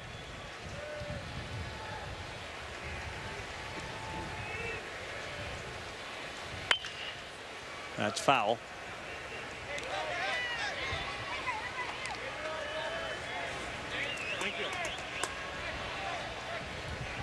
Commodores beat Stanford to get here in the Super Regional 3-game series. They were pushed to the limit there. Second time that they've been in Omaha. They were back here in 2011. They played in the first ever game at this field. Out of play. Sonny Gray on the bump that night for Vanderbilt. First time the Commodores had ever made it back here to the College World Series. You know how many runs were scored in that game? 11. Double digits. 10. 7-3. Yep. Could have lied and just said yes. Feel a lot better. Verticality.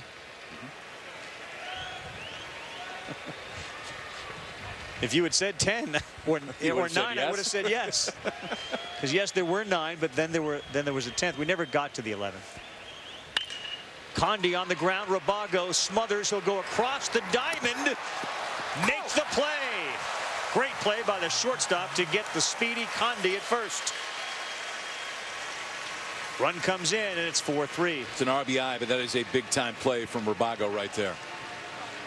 So after we'd seen a great decision to not make a throw, this time Rabago, and the only chance you're going to have is if he slides. If the momentum takes him closer to third base, no chance you get enough on the throw, but by about a half step, just gets Conde at first base. It's an RBI for Conde. Vandy back within 1, but a great play by Rabago at short. Reynolds moves into scoring position. Xander Wheel comes up.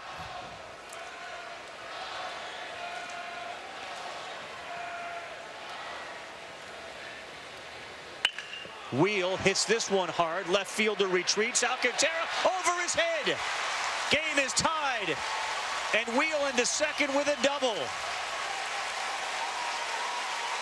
Adam Alcantara looked like he just started backstepping as opposed to turning and going, and he paid the price for it.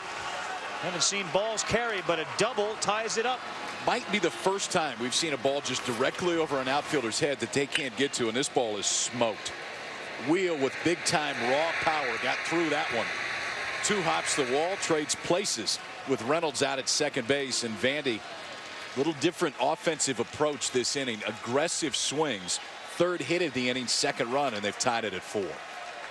That had a shock, Alcantara, given that no ball has really carried, with the exception really of Pappy's and maybe Reynolds, 2 so far this College World Series. That thing was a laser. And he's been able to get to a few balls tonight that were over his head. Swings in this inning have been really good for Vanderbilt. I mean, just everything hit right on the screw. Ball elevated a little bit more than it had been in the past, and that's the one. Surrey just doesn't have enough velocity to where if he elevates it, he can get away with very much. If it's down in the zone or cutting in on hands, that's when it works. But this inning, they just haven't cut it a whole, haven't cut much, stayed right in the middle of the plate.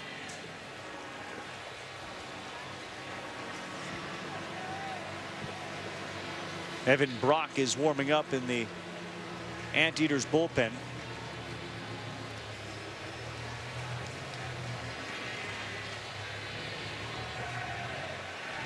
Started 16 games this year. Got that win against Texas, did Brock. He's hot right now. I don't mean just tonight, but he's been a hot pitcher for them. Now Xavier Turner tries to back Wheel up. Off speed pitch in for a strike.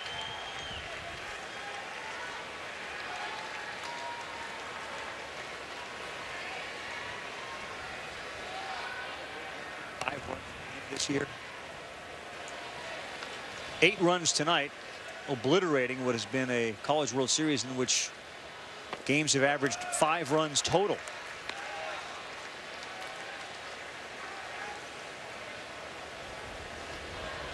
Turner, a sacrifice in the first, flew out to left in the third. Big game. Both teams know they each won a game, but going 2-0 is critical. Surrey steps off.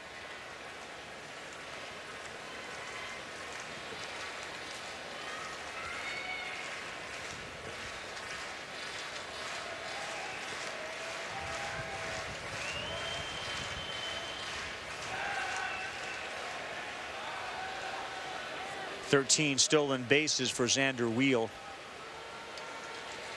Winner goes to 2-0. 30 of the last 33 champions started 2-0. Texas won earlier today, so they're trying to dig themselves out of that loser bracket.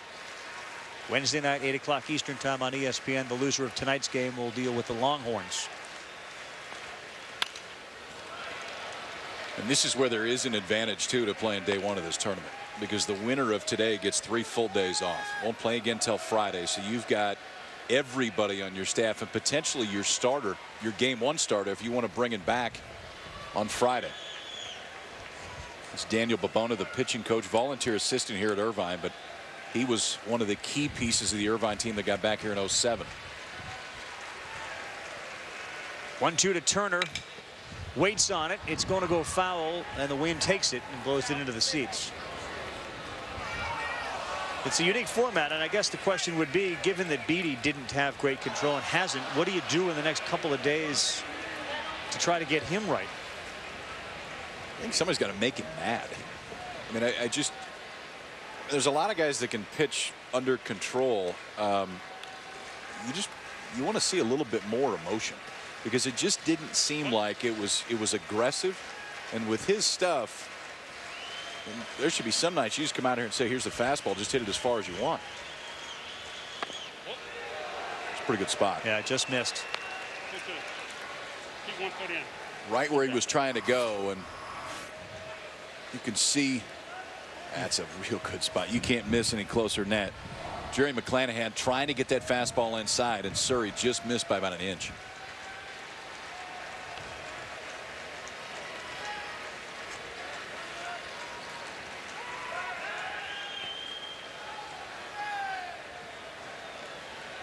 The other thing that Vanderbilt will do, especially if it's a game that Tim Corbin can continue to stay aggressive in, he puts a lot of guys on their own based on the read they can get out at second base.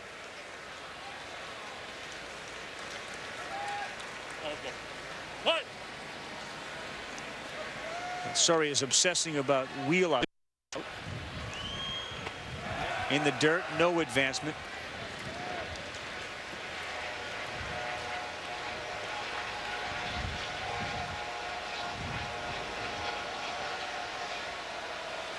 First ever meeting between these two schools.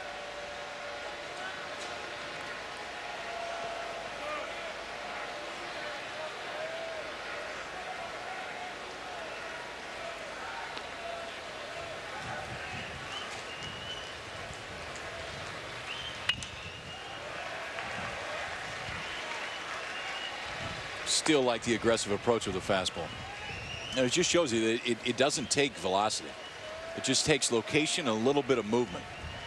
And even in hitters counts, Surrey has shown that he's not afraid to throw the fastball in on the right-hand hitters. 8 of the 9 guys in the Vanderbilt lineup today are coming up from the right side, and he has tried to throw that fastball in on their hands.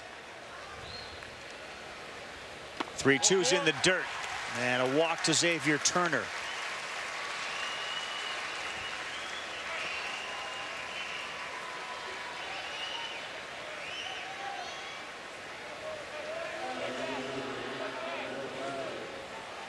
Only his second walk of the night, but he had retired 8 in a row prior to this inning.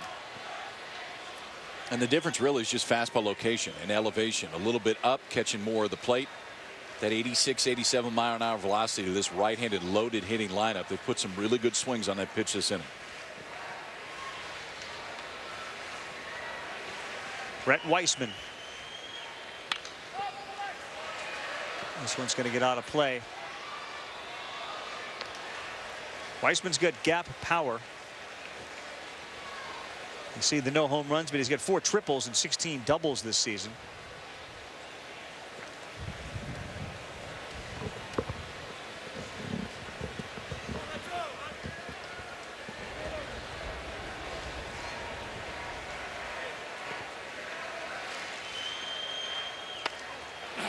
There's another hit batter, and Surrey was playing it as if it came off the bat.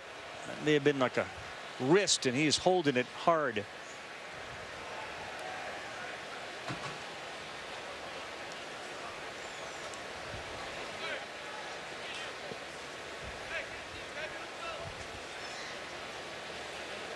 I think it got just on the other side of where that band is. It kind of holds your batting glove on.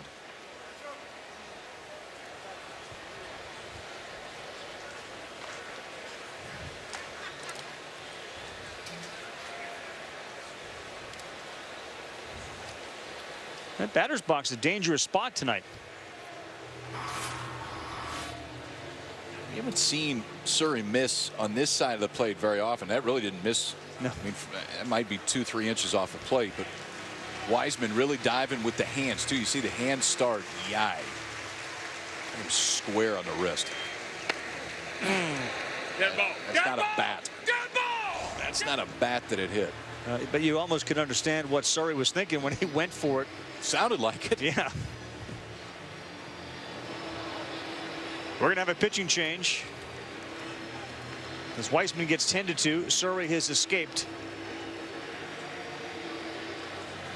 He's in the dugout. It's 4-4. Vanderbilt threatening with the bases loaded. Evan Brock is on.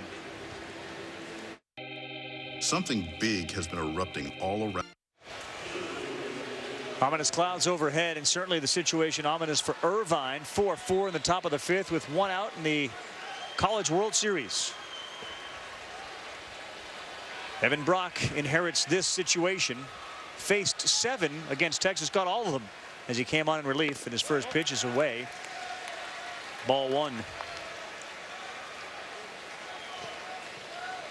It was really a tale of a few different innings for Surrey. Struggled in the first and struggled here in the fifth. In the middle, he just cruised. 2 walks, ended up hitting 1 towards the end, but it was just fastball location and elevation of that fastball that ran him out of this one. 2-0, no place to put John Norwood. 1 foot in. Weissman stayed in the game. He's at first.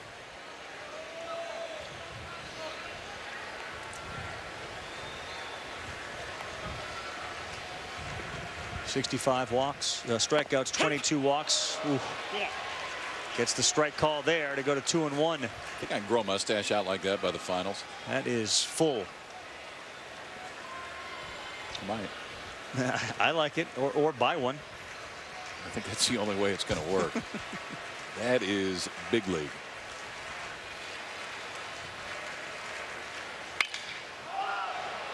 Right field. Speed on third and Wheel. He's tagging. Here's your throw home. It is cut off, or at least attempted to be cut off, and Vanderbilt grabs the lead.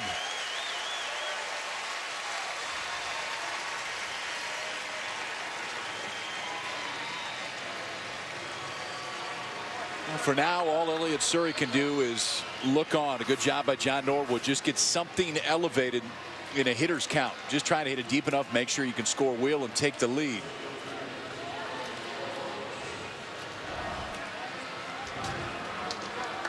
A walk and a hit batsman. Hurts you. Wheel's having a good game too. A single and a double. And now the Commodores back on top. Carl Ellison, the freshman catcher. A rip at it, and it's a strike.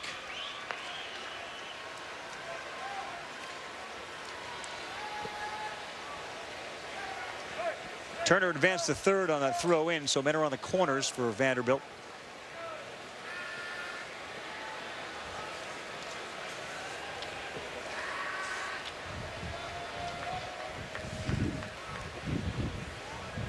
Beatty's off the hook, but hardly out of the woods with regards to what happens next. 0-2, good fastball in the corner.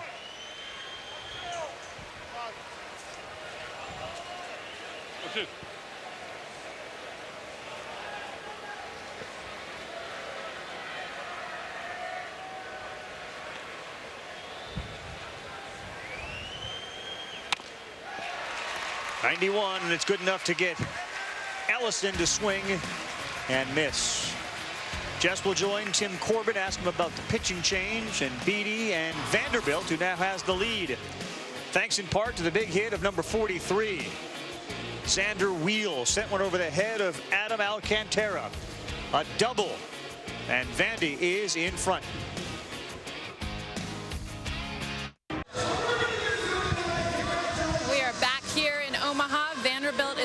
on UC Irvine, 5-4. I have the pleasure of talking to Vanderbilt head coach Tim Corbin. And Coach, what did you see from Tyler Beede earlier in the night? Well, he started out okay, but then, you know, after that, he started steering the ball and lost a little bit of command and too many free bases. And to be quite honest with you, in reality, their offense broke down a couple of times when they were trying to run something and got us out of an inning. So we were fortunate. Well, we've seen your diversity early, a little bit of small ball. We saw some big hits that last inning. What do you like from your offense so far?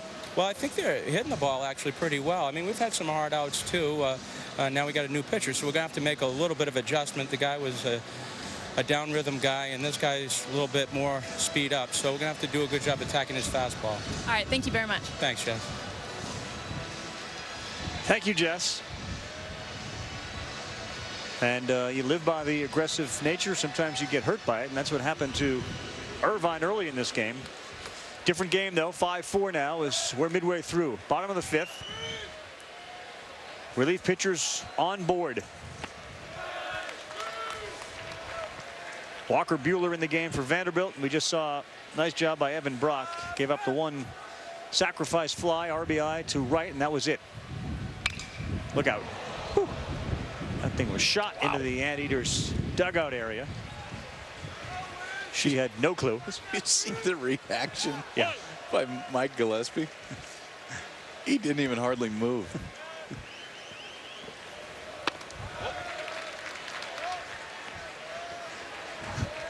He's seen everything. Yeah, he has, and he is a good one. National title at SC back in 1998. We went toe-to-toe with him. And he's that guy where, watch this. Diving out of the way. He's like, where are you guys going? Get back up there. You just always seem, when you play Mike Gillespie, it just seems like he sees the game a little bit differently. Hard hit, second baseman Swanson, nice play. Takes the hit away from Spencer. He did it in his days at USC, and he's continued to do it here at UC Irvine. Well, clearly this season he's managing to his talent. I mean, we're seeing it tonight. That this is what it is. And we asked, you know, in a sense, you put yourself in this position, and he was very honest about, you know, at least to the point that these kids are at. Some of them were misses as far as recruits go. Yeah, and you know the other thing that got him, which you always, it's kind of the uncertainty within baseball, is some guys that sign that you think are going to end up on campus, and at times it takes you a while to come back from it. But the run that they've been on for the last 2 weeks, you go to Oregon State and beat the #1 overall seed, and then go sweep Oklahoma State down in Stillwater. 2 1 seeds, won the #1 overall national seed. They're the only team still playing that did not and has not played a home game in the postseason.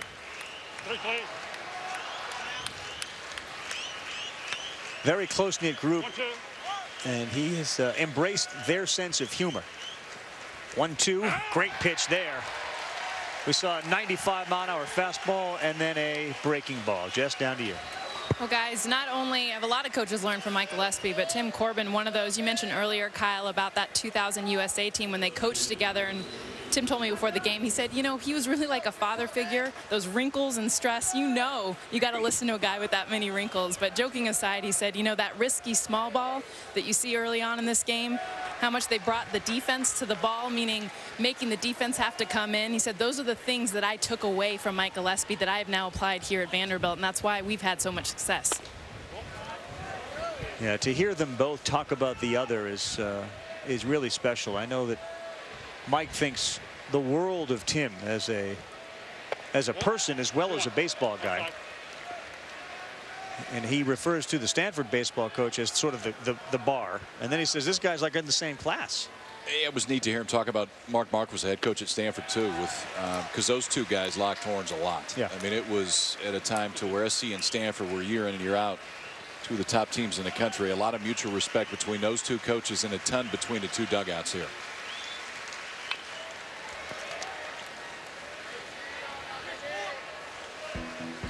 Take a look at what each has accomplished, and in a sense almost in a little more than half the time, but about twice as many wins and postseason appearances and World Series appearances. But to think that Vanderbilt has built the program they've built under Corbin for a long time, as you know better than anybody growing up here and playing here, they were dynasties. I mean, they were teams you could basically count on every year.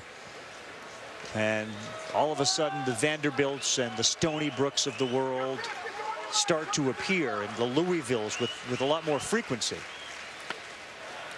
The power has shifted to a lot of new places. And remember, at Irvine, I mean, they just brought the program back in '02. Yep. It was canceled for 10 years. 3-2 to Munoz. This one is on the ground. And a real strong inning from Walker Buehler. Jess will move across the diamond and get a chance to talk with Mike Gillespie when we come back.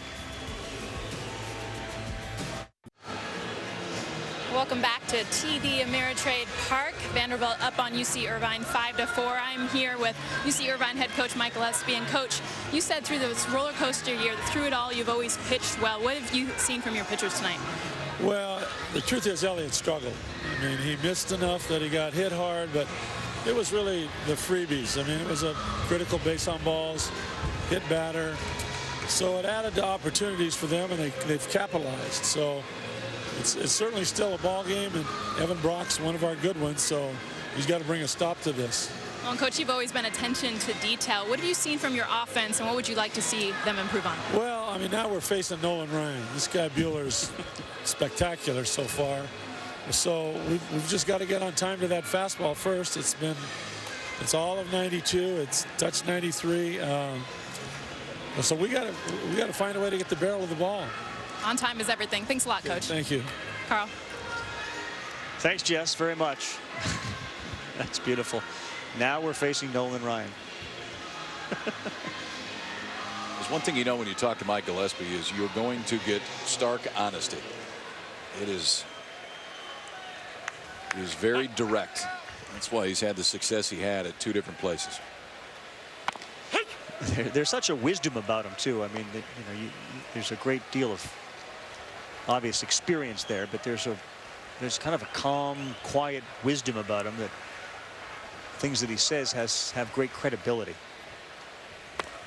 Great storyteller. His umpire discussions are legendary because it looks like he's just out having a conversation, and it is far from a gentle conversation. The delivery is everything. So he said it's on Evan Brock. The mustache probably trending on Twitter now for people that are watching it.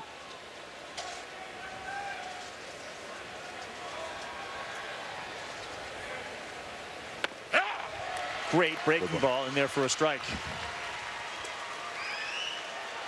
ESPN2's coverage of Major League Baseball shows the American League, the rivalry between the Angels and the Indians. Yes, there is a rivalry there.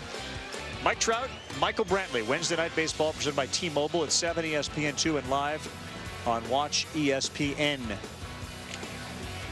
You know the Angels Tribe rivalry very well. Well documented. It's contagious, the mustache thing.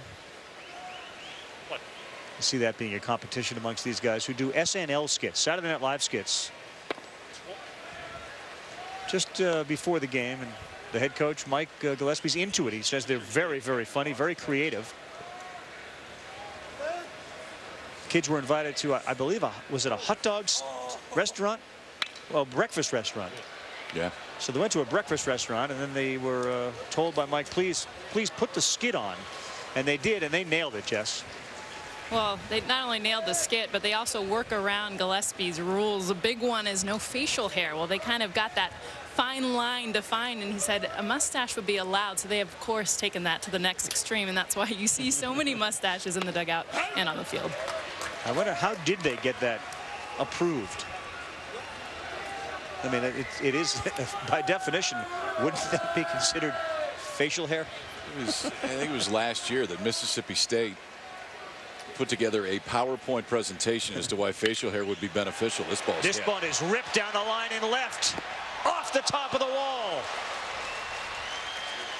Dansby Swanson, his second double. He's been on base 4 times tonight and just missed a home run. There's your verticality again. Swanson swinging a hot bat tonight. That's a breaking ball, and it's real similar to the pitch that he just took. So it's seen a breaking ball in the exact same spot. That's about 2 inches away from the first home run of this College World Series. So doubles in his last 2 at bats. Great shot down the left field line. And Swanson on there with 1 out here in the 6th inning. The swings from Vanderbilt they've just been so much more aggressive in the last 2 innings, driving balls all over the ballpark. And now Bryan Reynolds. What a 1-2 combination that they have going right now. Swanson 3 for 3 with a walk. Reynolds 2 for 2 with a fielder's choice.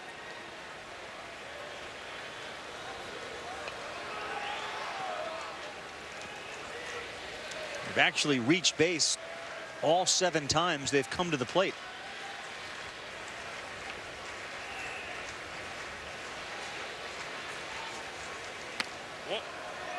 Go down. Yeah, and Reynolds and Swanson just look really comfortable at the plate. There's certain times you see a take and you just know how good a guy is feeling at the plate. I mean, that time Reynolds just followed it until it just fell out of the zone. Better be careful if you throw another changeup, because he was waiting for that one, just didn't want to go after it. Big gap in right center field. Good spot. We saw it from Surrey, and we've seen it from Brock since he's come in the ball game. I like the way that Irvine uses the inside part of the plate with the fastball. That one just stayed there. 4-seamer that you don't want to eke back over the plate. Just stick it on the inside part. It stayed right there.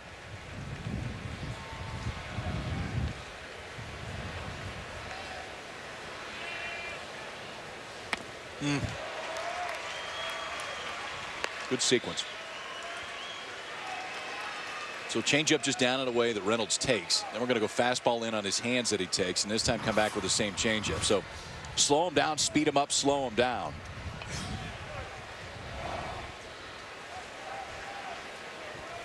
If they come back with a fastball inside. Brock became a pitcher here at Irvine. He was an offensive player in high school. Great changeup. That's not an easy thing to do. Get Bryan Reynolds to strike out. The key to that changeup for Brock, too, is where it starts and where it ends. So often with the changeup, you want it to look like a strike but not end like a strike. And he did it back-to-back pitches. Starts in the zone. Love that grip, too. All the way out over the top of it that gives it a good sink down and away.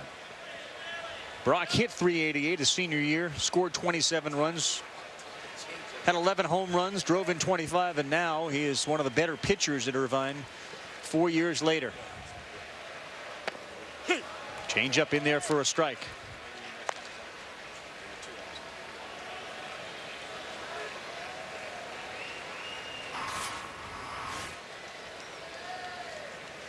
Like that circle change grip. That's what gives it that good down action. Takes the velocity off of it because he's choking it, holding back in his hand, and it gets over the top of it.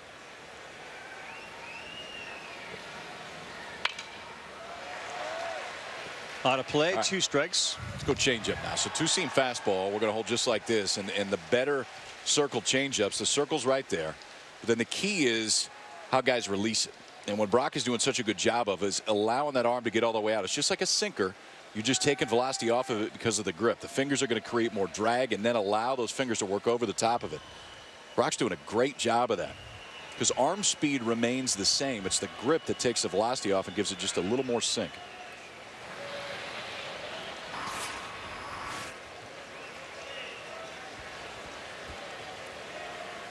That time a fastball, and you can see that same extension with the 4-seam fastball. Extension when you get out in front of it is the same on both pitches. It's just the grip that changes. Lethal combination, fastball and changeup through the fastball there. I mean, I know the slider's been a very popular pitch, but if you can go 2 pitches, right, fastball, changeup, you can win. Cal Quantrill in the Super Regional for Stanford essentially went 2 pitches. It was fastball, changeup, and shut down a very good offensive team from Vanderbilt. And the old adage that you can't throw right-handed hitters a right-handed changeup, don't buy it. If it's a good changeup, you can throw it no matter what side of the plate they're standing on. A little slider there. 2-2. He misses on the outside.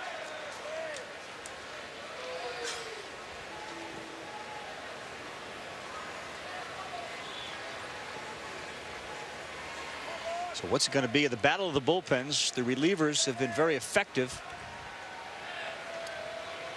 as each of these teams try to go to 2-0 at the College World Series.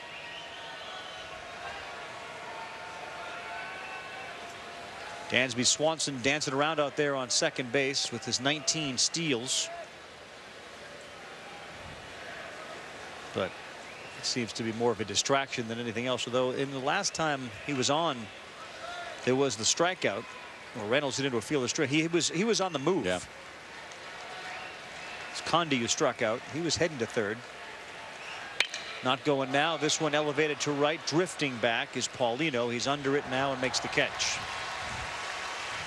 Swanson's ringing double goes off the top of the wall. The mustaches are out in full force.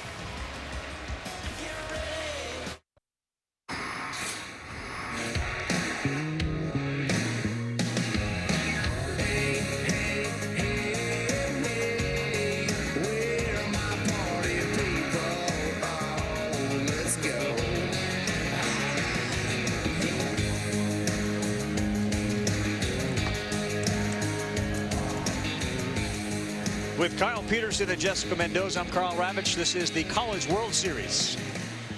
It is 5-4 in favor of Vanderbilt. They lead UC Irvine as we go to the bottom of the 6th inning. The two starters are out. Tyler Beatty lasted only 3 2/3. He's the big draft pick for the Giants this year. 14th overall. He struggled with his command big time. For UCI, Taylor Sparks, 1 for 2 RBIs. He was hit by a pitch. A lot of guys have been hit by pitches in this game. And the relievers have done very well. Irvine comes up. He's facing Walker Buehler, who came on in relief.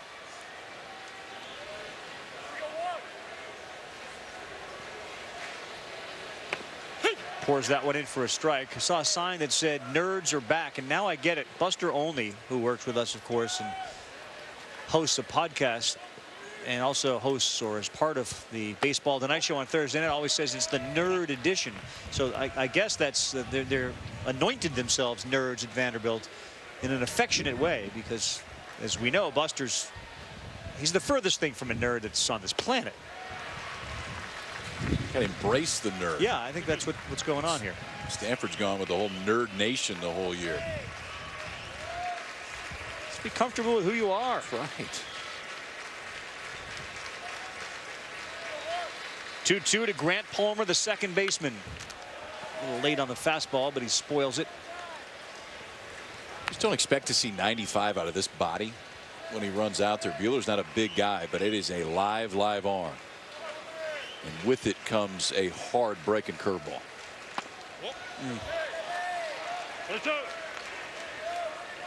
On the other side, while the nerds are back, the UC Irvine guys take pride in the Wolf of Wall Street movie. The character that was Leo DiCaprio. They use no prisoners as their motto, or one of them, which is a big DiCaprio deal in that movie. ESPN's coverage of the FIFA World Cup continues Tuesday triple header on ESPN. Wake up 11:30 a.m., 8:30 on the West Coast. Belgium and Algeria, 2:30.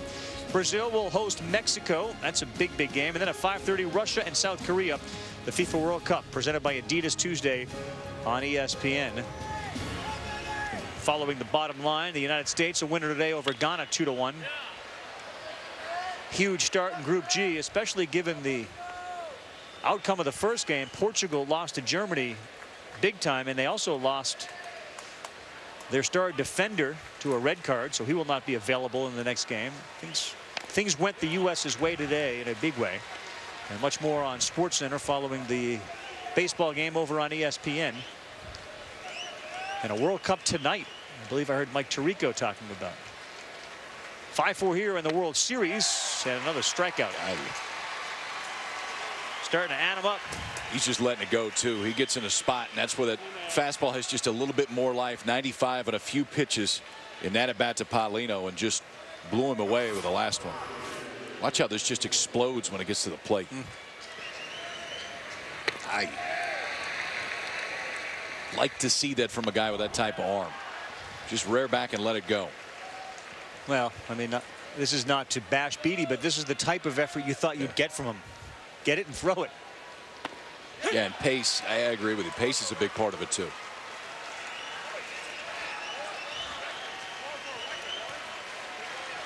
Got good pace on that apple. He's ripped through that.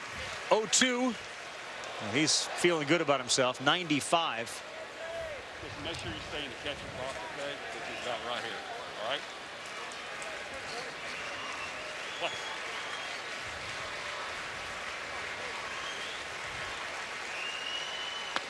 Oh. 1-2.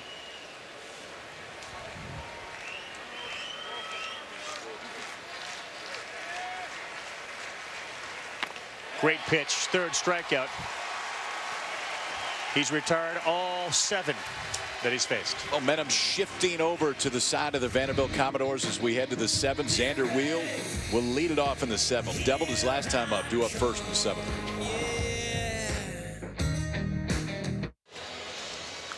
Back here, TD Ameritrade, we've played 6. 5-4 Vanderbilt over Irvine. Now time for our pick you up moment of the game, brought to you by Enterprise Rent-A-Car. How about these aggressive swings? Cleanup hitter for Vanderbilt, Xander Wheel.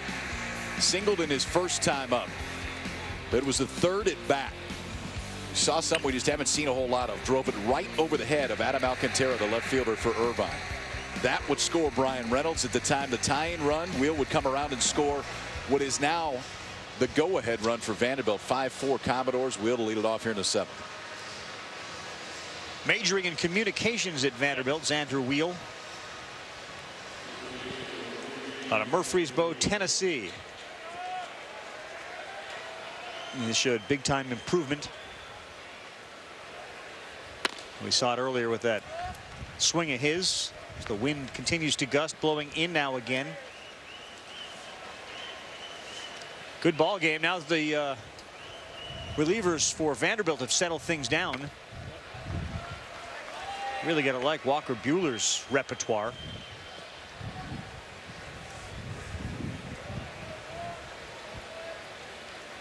And Brock has been very good for Irvine.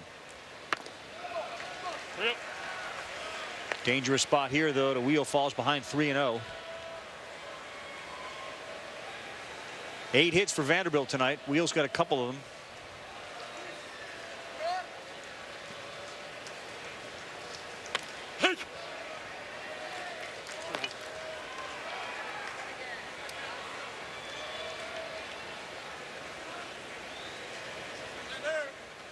In fact, 7 of the 8 hits have come from the top 4 in the order. Good eye on a 3-1, and Wheel will head down to first. For more coverage of the College World Series, including the interactive brackets and highlights, go to ncaa.com.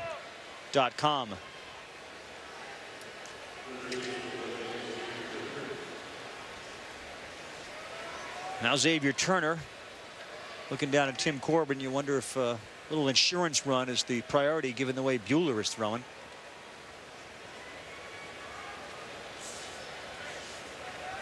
May we see a sacrifice? Could. Turner only 3 sacrifice bunts over the course of the year. They pitched out, and Wheel is nailed. Well done by the Anteaters. Guess Mike Gillespie was thinking the same way I was, that a potential play was going to be on. I mean, for Tim Corbin, just trying to keep your foot on the gas right there, but that's one where Mike Gillespie and Daniel Pabona were thinking the exact same thing. When you guess right on that one, there is nowhere to go for the base runner. Dialed up to pitch out at the perfect time.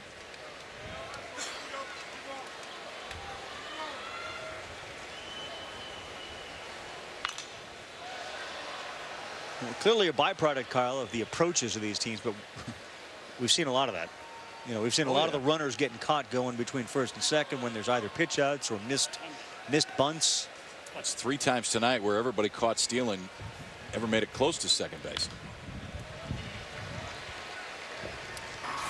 And this one's just a straight steal. I mean, it's not a hit and run, but about Wheel's 3rd step, you know, there's absolutely nowhere to go.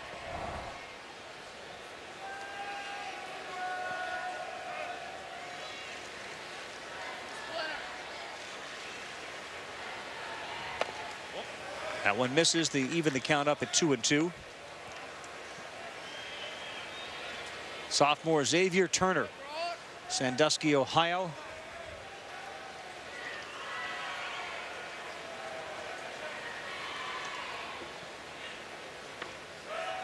Well, he watched that one go all the way to the ground. You know, he'll do this, and his move with the back foot, a lot of times it almost allows those hands to stop. If that backside starts to go, the hands go right with it, but the back knee at times will go all the way down to the dirt. Turner will go down to get balls in the dirt, end up getting a bat on it. 90 miles an hour, he blew it by him.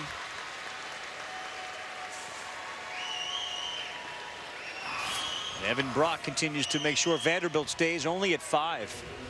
And Evan Brock has been the most consistent arm for Irvine so far since they've been in Omaha. I mean, he came on and gave them huge innings against Texas, and now today, since he's come on, has kept this ball game right where it was when he came in.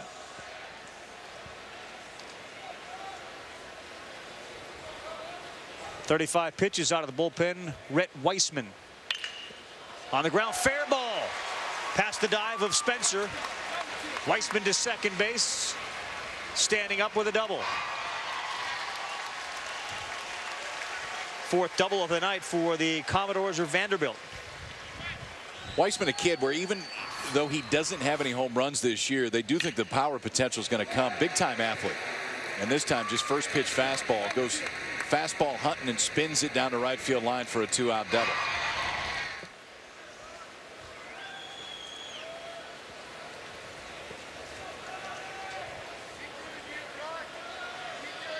Remember, Weissman was the guy that got drilled on the wrist, so apparently the wrist is okay. John Norwood in the dirt. Weissman's off to third base. Takes a big turn and then stops there. Time called.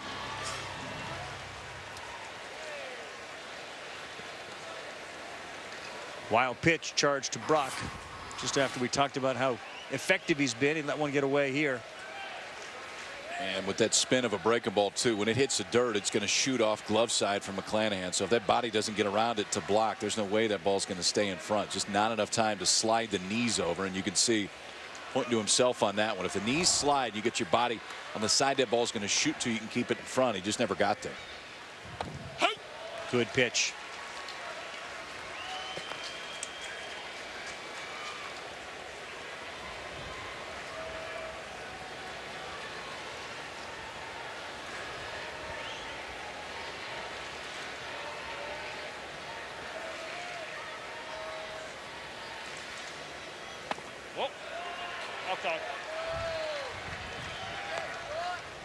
One thing about Vanderbilt hitters tonight, they've been very selective. They've done a good, they haven't chased many.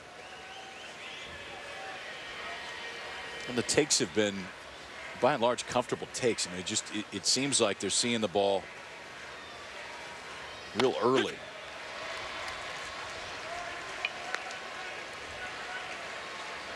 I think you throw that one again, because that was not necessarily a comfortable take before falling all the way in. That time the action from Norwood just made you believe maybe he doesn't want it there. Let's see if Brock goes back there. Down and away. Norwood into left field. That'll bring in Weissman. The insurance run for Vanderbilt comes with a single, and it's 6-4.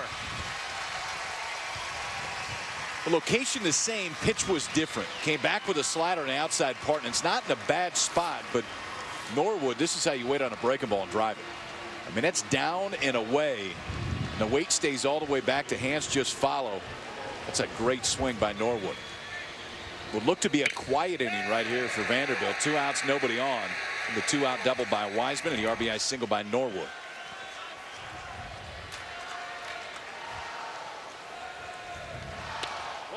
First pitch to Ellison is a ball. Well, Nolan Ryan doesn't give up a lot of runs, and as Mike Gillespie said, having Buehler on the mound is like Nolan Ryan out there. So 2 runs feels a lot different than just the 1.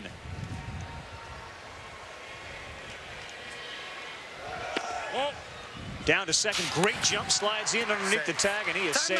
Timeout, timeout. No.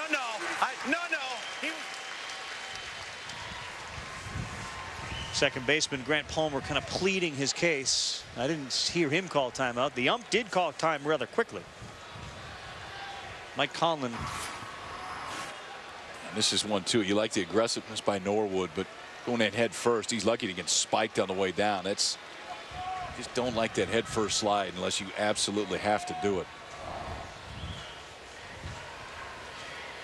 But into scoring position now. Ellison with the chance. Good hitters count 2-0 to bring in another run. Ouch. Off the mask of McClanahan.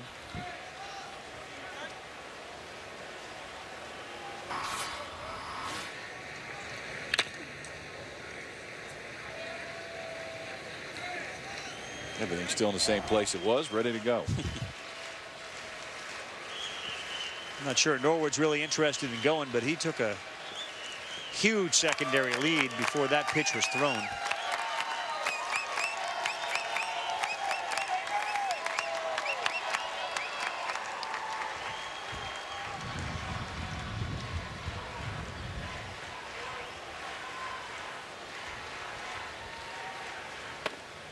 Good pitch. 2-2.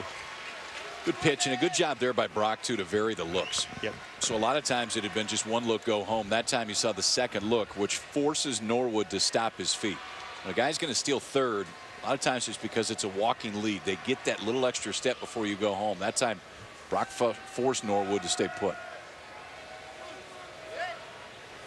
14th steal of the season for John Norwood.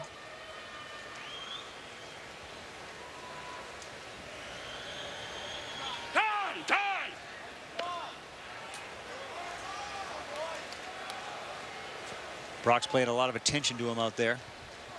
All right, let's go.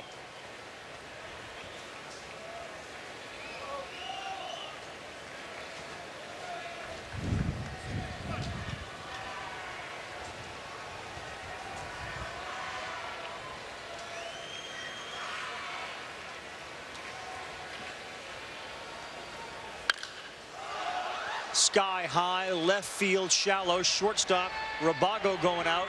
He's under it. He makes the play. Big tack on run, though. Norwood delivers Weissman. It is now 6-4 Vanderbilt. Man, it's on tonight, right into the morning light. Crank that country up loud. Crank it up. It's a small town, throw down. It's a small town, throw down. It's time to talk more. Let them tailgates down, and man, it's on tonight. It's on in the morning light. Crank that country up loud. Yahoo Wahoo last night as we saw Mike Pappy with a walk-off. That's why Virginia is 1-0. TCU 1-0. They'll play each other tomorrow, 8 o'clock Eastern time. An elimination game at 3. John Shambi, Aaron Boone, Jamie Sire on the call as Texas Tech and Ole Miss try to stay alive. Here in Omaha, Nebraska for the 2014 College World Series. Tight one going on here. Bottom 7. Anteaters trying to hang in here. Down 6-4 to Vanderbilt. All crooked numbers with the exception of the one that was put up on the top of the 7th. You had 2 runs for Vanderbilt in the top of the first, 4 runs for Irvine in the bottom of the 2nd, 3 runs in the 5th for Vandy, and then 1 more here in the 7th.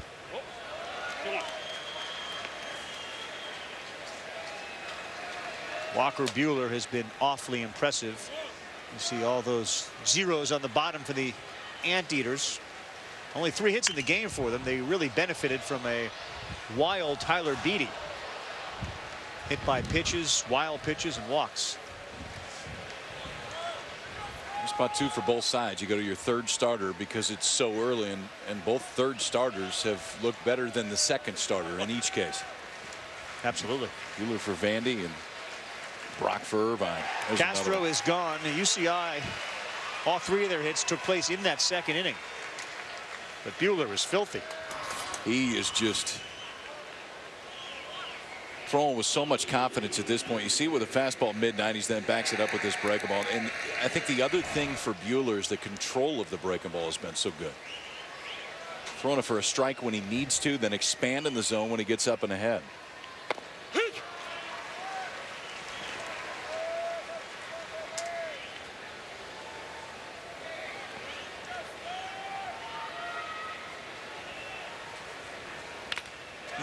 94 miles an hour and easy.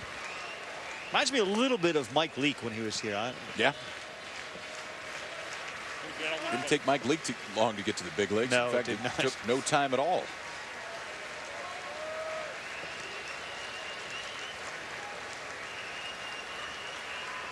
Tough guy to get out to. Good battle. 0-2. Well, perfect pitch. Just on the outside. 1-2. I mean, he's throwing darts right now. It's going right where he wants it to. Yeah, and even the misses are exactly where he wants to miss.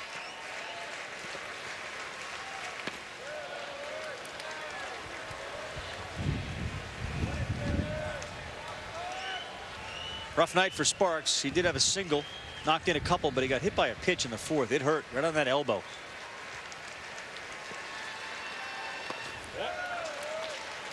Battled back to 3-2.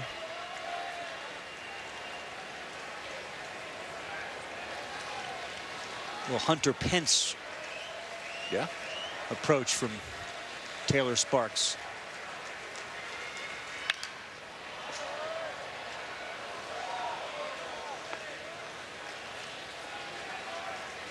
He's going to be a major leaguer someday at third base right now.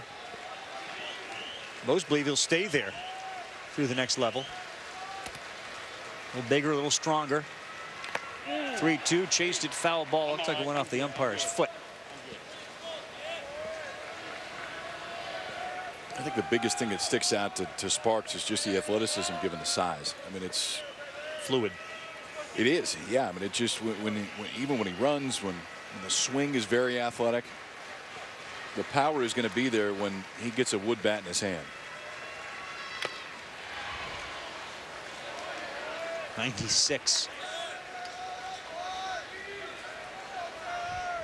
Yeah, this is a matchup you could see in the next level.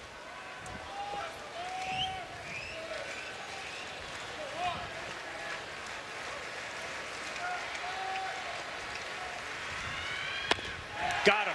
94, and he chased it. That's what velocity does for you, is you get swings like that in that spot. It was a great at bat up to that point by Sparks, fouling off some really tough pitches. But when you've got to gear up for 94, 95, 96, forces you to take swings at balls out of the zone sometimes. Buehler again. Max effort right there, just lets it go. 3-4 straight strikeouts now for Buehler. Yeah, 4, 5 in all. He's retired all 9 that he has faced.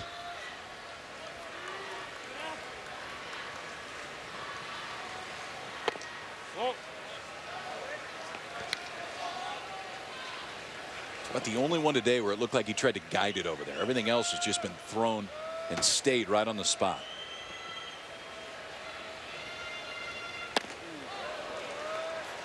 Three 3-0 to Rabago. Connor Spencer, big pop on deck. They can get to him.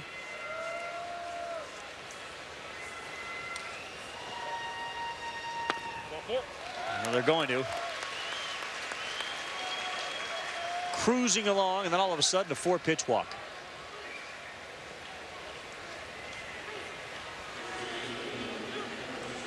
Talked all about pacing. That one almost looked like it was accelerated pacing. That at bat, but now Connor Spencer. A rare 0 for 3 night for him.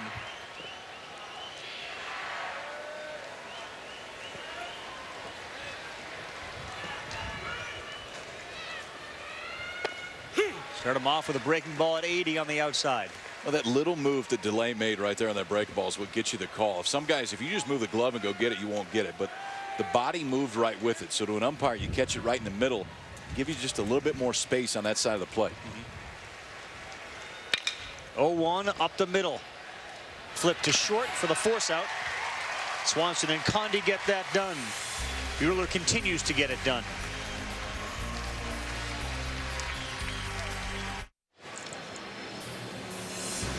Welcome back to ESPN's coverage of the NCAA College World Series. It's presented by Capital One. Fairpole has never looked so good as we take a look at the score. 6-4 Vanderbilt leading. 2 in the first, 3 in the fifth, 1 in the seventh as we look at tonight's Capital One Cup impact performance. Not bad if your leadoff hitter is on all 4 times, and that's what it's been tonight for Dansby Swanson. A single, 2 doubles, a walk. He scored twice. Started things off with a leadoff walk, came around to score in the first, and then the double later on was just about the first home run of this year's College World Series. Hit the yellow, missed going out by an inch, but he would come around to score that time. And a big key to why Vanderbilt's still holding on to a 2-run lead here in the 8th. Yeah, 2 guys at the top have reached base 7 of the 8 times that they've come to the plate. New pitcher is on the mound for UC Irvine. That's Mitch Merton. Wears number 4, but he does have the mustache out of Newport Beach. Senior at 5'11", $190, 2-2 on the year, high ERA. Gives up a lot of hits, so he'll pitch to contact in 25 innings, 31 hits. He pours the first pitch of his night in for a strike as we're in the top of the 8th.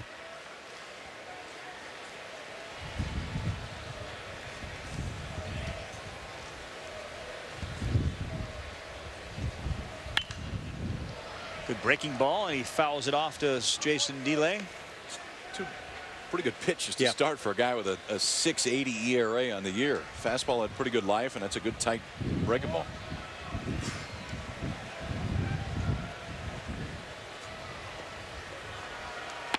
Oh, 1-2.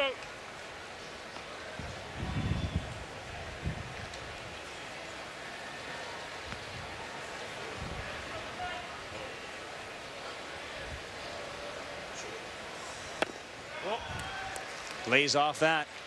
A lot of guys would take a crack at it, but he laid off, and the count evens up at 2-2.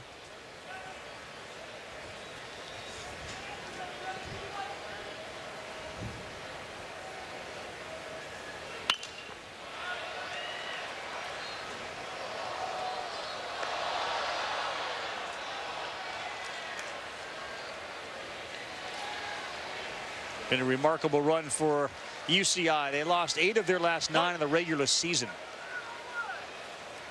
and then went on that hot streak, which has them here.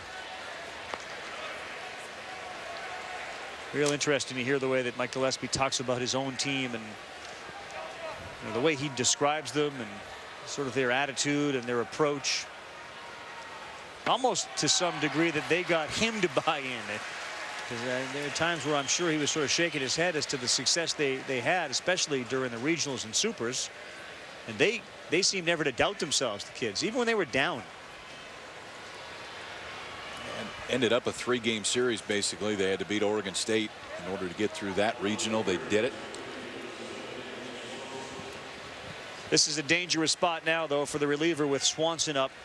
We just talked about him as being our impact performer of the night. 3 for 3, 2 doubles, a single, and a walk. He rang one off the top of the wall in left.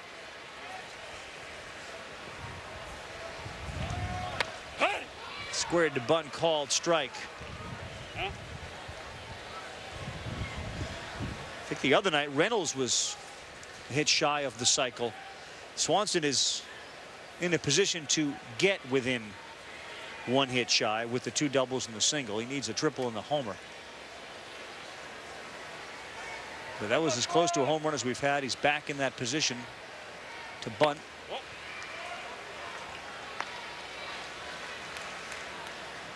right, Kyle, you got a guy that's got 2 doubles, a single, a walk. Swing it. Swing it, right?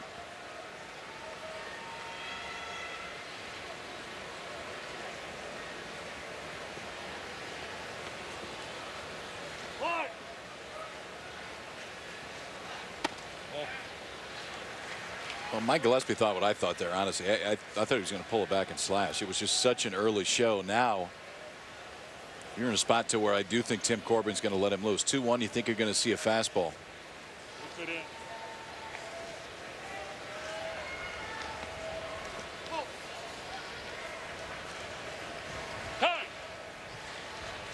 Now Dansby's going to go down and say, you want me to do what? Like trying to talk himself out of a bunt right here. I'm kind of hot right now. Well, the swings today have all been on breakables. The first 2 times from a left-hander, once you come back into the zone, and that time Swanson just lets it come right back in towards the barrel. Again, that one back in towards the barrel, both elevated. This was a pretty good one, though, and it was a pitch after he took almost the exact same break him on the exact same spot for a strike, but that time recognized it, just about hit it out of the ballpark. Looks like he lost the argument, too. He did appear to lose that. He does lay it down, charging it first. They're going to go to second, and a nice play over there. Connor Spencer came flying in and threw a seed to Rabago, who was covering. It's just like a pitcher when you have to make a throw to third base. It starts with the footwork, and watch the footwork of Spencer as he comes in. We're charging the whole time, but then that right foot gets all the way around the ball. If that right foot doesn't clear and get past the ball, there's no way that you can spin and make a good throw off towards second base. But then enough time to set. Pretty good athleticism by Merton just to bury himself into the grass and make sure he didn't wear one out towards second base. But a great job of Spencer to get the lead runner. I don't know. You took the bat out of the hands of the guy that's just red hot. You gave up the out. You didn't advance the runner. It wasn't a bad bunt. Now Reynolds.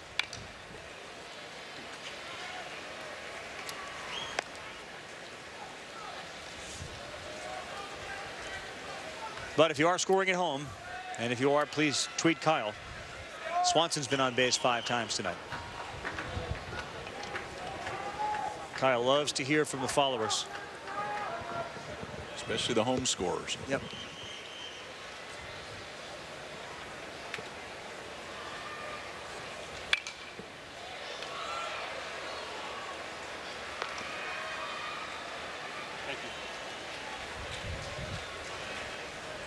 Hard to amplify it enough that if you go 2-0, you have a much better chance of winning the title than if you go 1-1. South Carolina was the last to do it.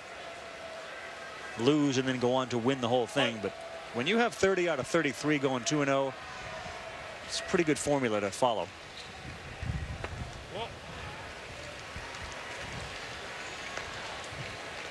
Well, if you're Vanderbilt, you hold on and win this. The toughest decision is who do you throw on Friday. So plenty of time off. Everybody would be ready, including Carson Fulmer, who didn't make it through the 6th in his. So you could go Fulmer, or you could go the sophomore Ferguson, who through most of the year was the 3rd starter for Vanderbilt. And I wonder if Gillespie's decision to take Brock out was that too, sort of motivated by what's ahead as opposed to what he thinks is going to happen tonight. Well, the other advantage of playing day 1 is if you do lose the 2nd game, if you win the 1st, lose the 2nd, you get a day off before you have to play the 3rd. Well, actually both sides do, because it's just single games Wednesday, Thursday. So it'd be short rest for Brock. Not to start, I mean just to be able to be used. Then if you win that one, you could potentially bring him back to start on Friday.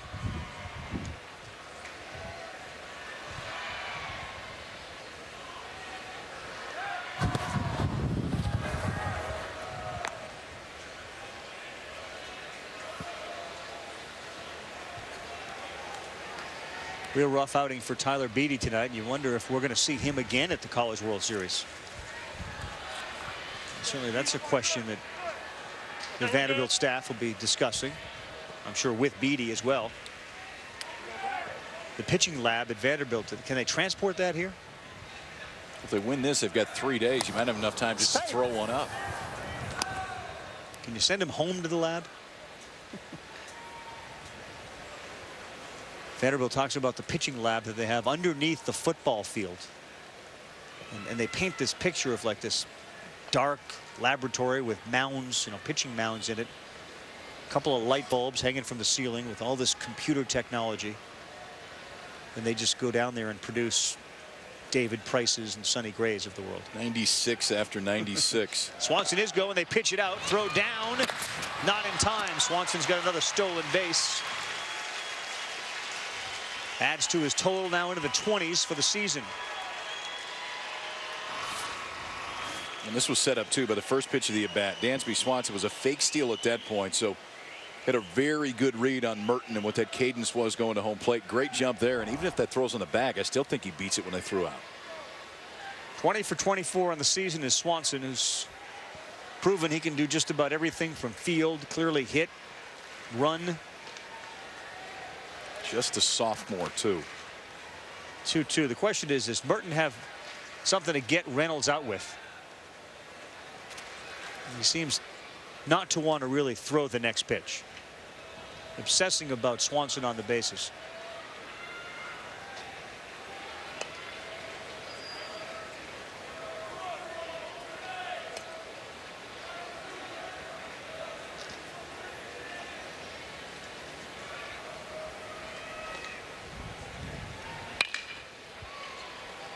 On the ground to short, Rabago fires across the diamond. Strong arm, and he gets Reynolds, who's been retired now twice in a row. That's a good immediate read, too, by Swanson out at second base, because you see a lot of guys when that ball's hit at him as a base runner, you freeze and there's not enough time to go over to third. But hit just to his left, and the first step by Swanson was immediately onto third base. No chance for Rabago to get the lead runner.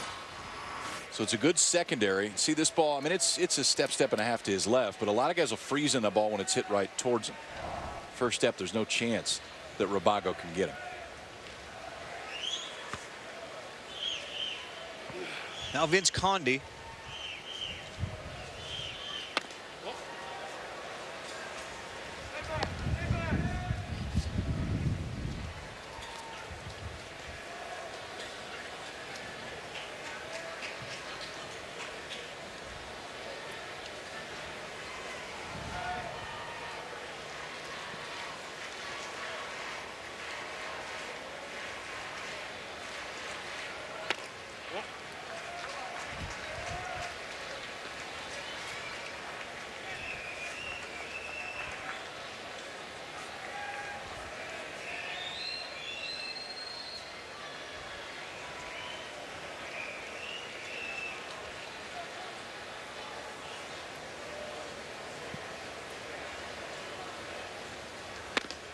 Three and 0.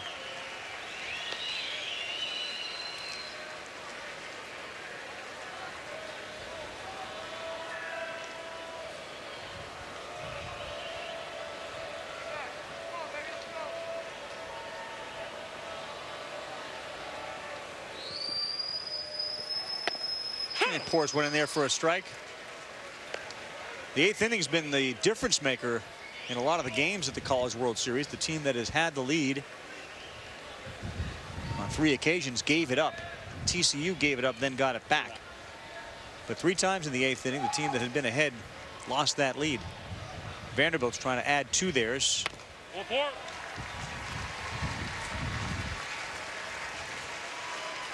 Coverage of Major League Baseball at ESPN2 continues. It's Mike Trout and the Angels, red hot lately against Michael Brantley and the Indians, also making the push for the postseason here as we inch towards the All-Star break. Wednesday night baseball presented by T-Mobile, 7 o'clock on ESPN2 and live on Watch ESPN.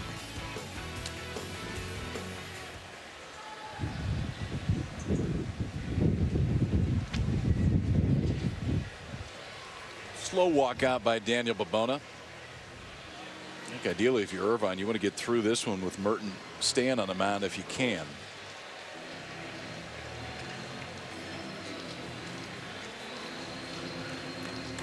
Sam Moore led the country with 23 saves this year, but last 2 to 3 weeks of the season just hasn't been quite as effective. The only reason, and I think you probably see Moore throw in the 9th inning just to get him out there and see if he can get the feel back. He's lived and died with split finger fastball.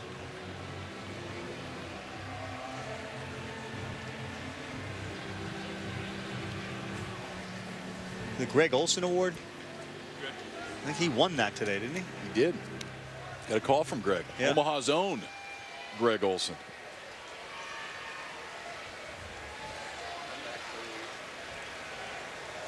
Greg Olson Award given every year for comeback player of the year in the country. Pretty good springboard for Greg. That was a curveball. Greg Olson curveball was filthy.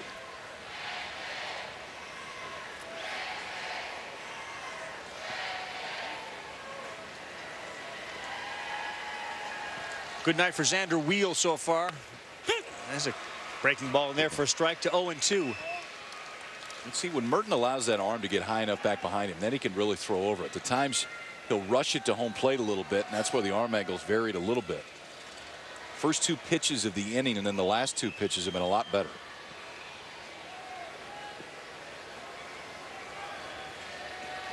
Watch that strikeout pitch, though, for him. It's Wheel looking for his 3rd hit of the night.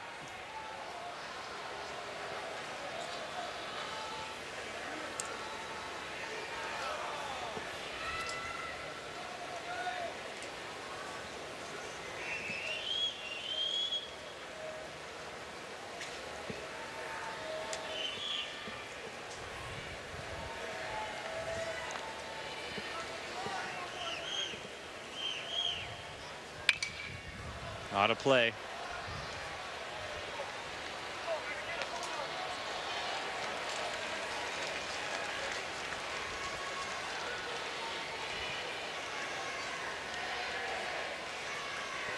The development of this Commodore program over the last 10 years, they've won 3 SEC titles. Coming into this year, 41 tournament games. Back here for the 2nd time. Wheel pulls that foul. Corbin watches it run by him. And the one difference this year for Vanderbilt is historically they have made long runs into the SEC tournament. They didn't do it this year. Won their first game, then lost the next 2. But then got back to work. Gave them a chance to get back to Nashville earlier than they usually do. Ended up hosting a regional. And then because of Stanford beating Indiana, hosted a super. At the top of that lineup, 3 hits for Swanson, 2 for Reynolds, 2 for Wheel, 5 of the 6 runs from those guys. Try to check his swing and sent one into the stands.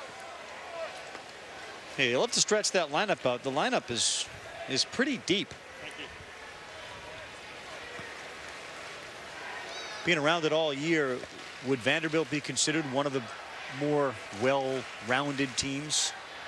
Yeah, absolutely. I think they and Virginia are the 2 that are very well-rounded. The depth of Vanderbilt's pitching staff and Virginia is the exact same way are the 2 things that really give them an advantage. Offensively, similar. Vanderbilt a little bit more aggressive on the base pass. Talking about 2 very well-respected coaches there too, in O'Connor and Corbin. 2 guys that have almost done mirror images with their programs. Made themselves into powerhouses over the last 10 to 12 years. Another 0-2 on the way to Wheel. And to the seats it goes.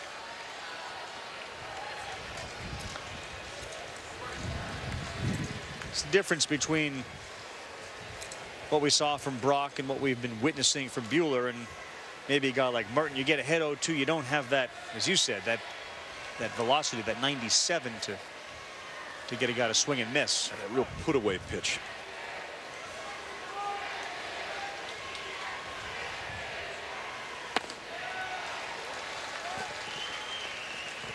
One foot in, please. Thank you. It's been a while since he's been out there. Walker Buehler looks on.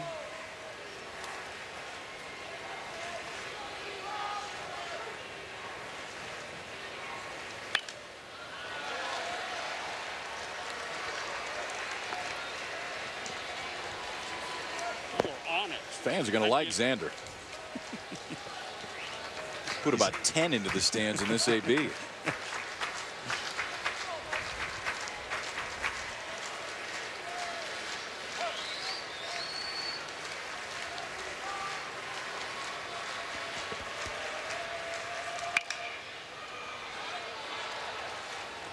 Sparks makes the play as he grabs it at 3rd and throws Wheel out. Bottom of the 8th coming up. Irvine down 6-4. The NCAA College World Series is presented by the Quicksilver Card from Capital One. Earn 1.5% cash back on every purchase. And in part by Lexus, the 8-speed 306 horsepower Lexus GS. This is a wake-up call. And Northwestern Mutual, proud to be an official corporate partner of the NCAA. Omaha, Nebraska, one of the great spots in the country, and every year the College World Series played here. Vanderbilt trying to go 2-0. They lead Irvine 6-4 as we head to the bottom of the 8th inning. A tale of two arms so far tonight. Beatty, the starter, Buehler, the sophomore, who came in right after him, and Buehler has been incredible. 3 1/3 no hits, 5 strikeouts to 1 walk, and just 53 pitches to get through the 3 1/3. Still out there right now. Coming away as McClanahan fouls one into the seats.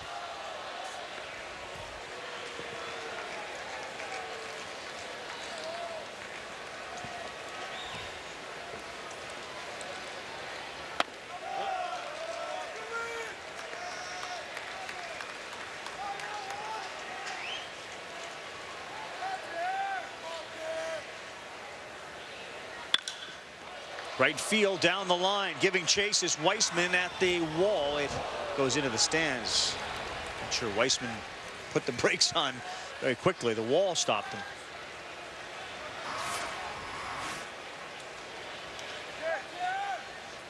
Ouch. That's a rough day. Wrist got smoked in 1AB. And right about the spot that the wall gets smaller. Not as much padding there.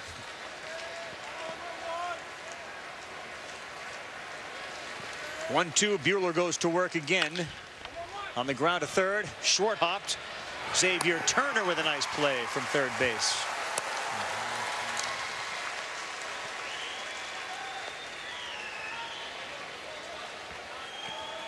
Turner playing just off the grass to start on this one, but it takes a few more steps to make sure that he gets the hop off the grass. Short hop, plenty of time. Little point on the other side from Xander Wheel, and the quick outs just keep coming for Walker Buehler.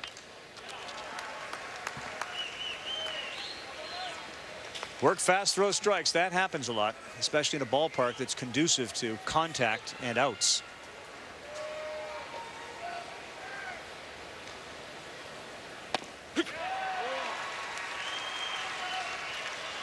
The rest didn't seem to have any negative effects on Buehler. What role will he play the rest of the way? Vanderbilt, one of the few teams in the country too who has primarily used the same 4 guys as their starter the entire year, and 3 and 4 have switched around a little bit, with the exception of Fulmer, who came about halfway through. So you got 4 guys who you can trust. That helps. 94 with some run on it. 6 strikeout for Buehler. There's times that fastball just kind of plays with your eyes a little bit, because it looks like it just explodes when it gets to home plate, and that's the one that Buehler's had today, especially when he goes and elevates it. Just ran away from the bat of Munoz.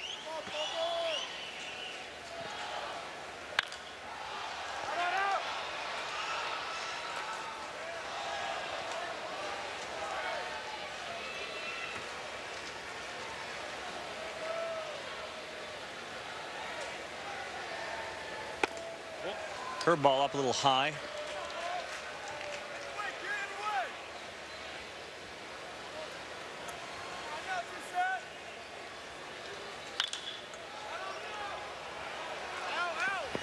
Grew up a Reds fan, did Buehler, out of Lexington, Kentucky. Big fan of the Cincinnati Reds and likes Matt Latos, not Mike Leake, but Matt Latos. I like the Leake comparison. Same body type.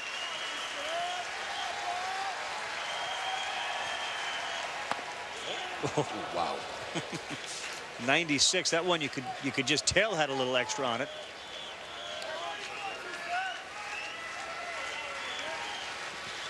A lot to be excited about this sophomore.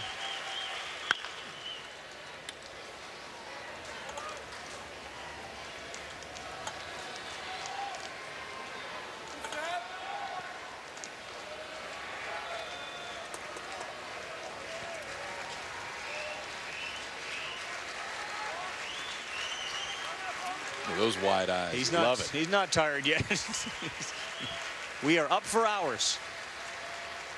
Oh, no, did it go? No, no.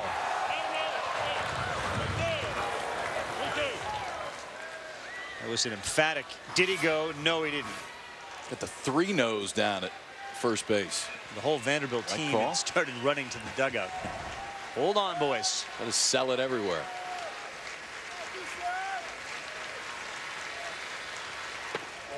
They lost it.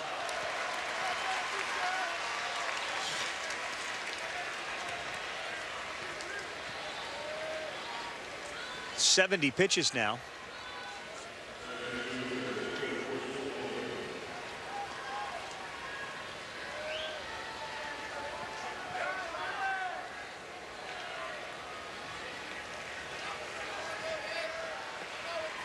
This is the one guy at the bottom of the lineup you got to be a little bit careful with just because of the power from Paulino. You see the 5 home runs. The wind continues to blow straight in. And Buehler, after getting 2 quick outs, fidgeting with the mound a little bit.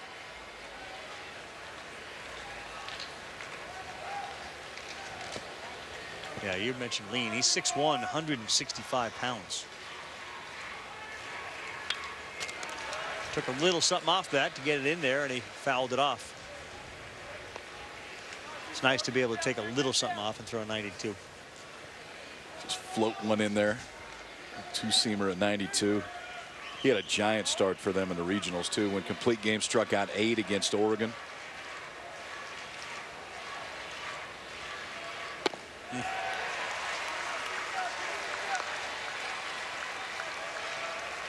One and 2, and looking for his 7th strikeout of the night.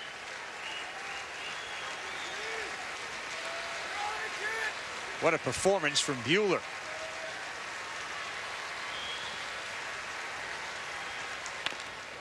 And he hit him with a little help from Paulino, who didn't move much, may have leaned in a little bit.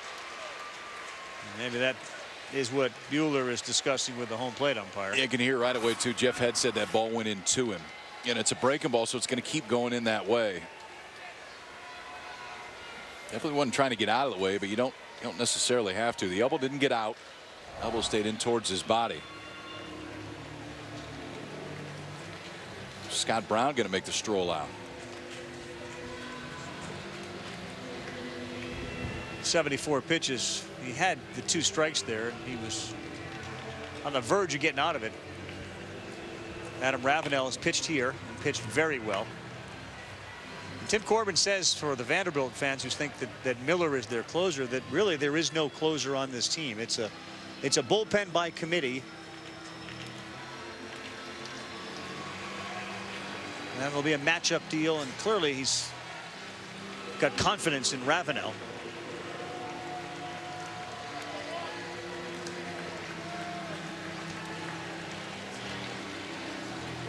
They're going to let Buehler try to finish this inning off.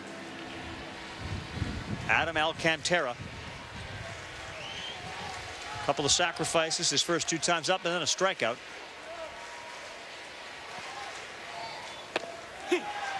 Strike 1.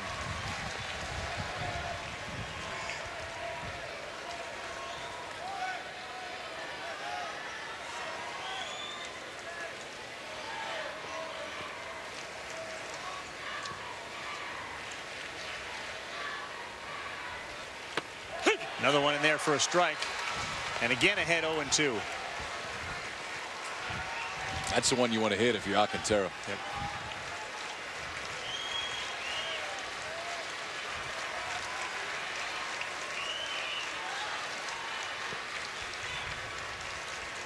Setting up on the outside corner. That's where, and that's 7th strikeout of the night. UC Irvine done in the 8th. They strand 2. Buehler gets some high fives as he heads to the dugout. 3 outs away from going to 2-0 and getting a nice rest here at the College World Series. Beatty and Buehler tonight.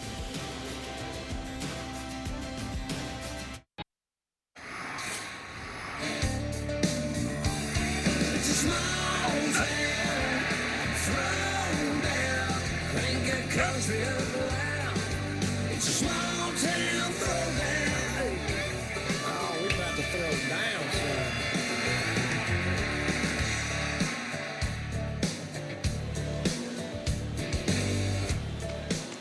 Three outs away, Vanderbilt from going 2-0 at the College World Series. Irvine will not want them to add to any, and then try to in the bottom of the 9th push across a couple. First batter in the 9th inning, Xavier Turner for Vanderbilt.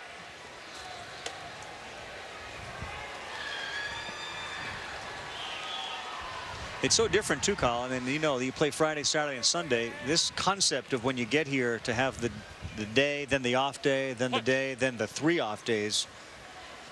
You do have to coach a little differently, think about things a little differently. Yeah, and try to create a little different routine too. Like Gillespie hoping he has to come up with that new routine with 3 days off.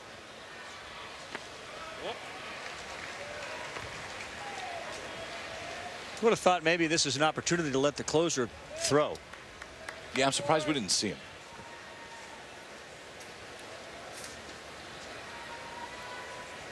Maybe build a little confidence in him. Because the reality is if they're going to fight back, if you lose this game, you're going to fight back. You're going to need Sam Moore at some point in some role.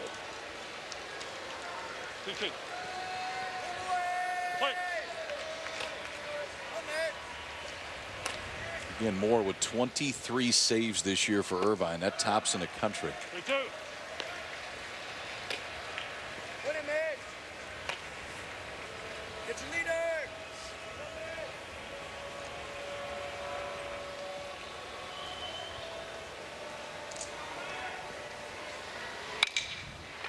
On the ground in the hole, Rabago's going to have to fire it, and he does not get him. Kind of slipped on the grass out there, and that allowed the fleet-footed Xavier Turner to beat it out. Just hit it in the right spot. Rabago a ways to go, and watch that. The left foot went first, and the right foot followed. Still got it to the right spot, but that enough for Turner to go down and beat it. So another leadoff man on for Vanderbilt. And that's what we've seen plenty tonight.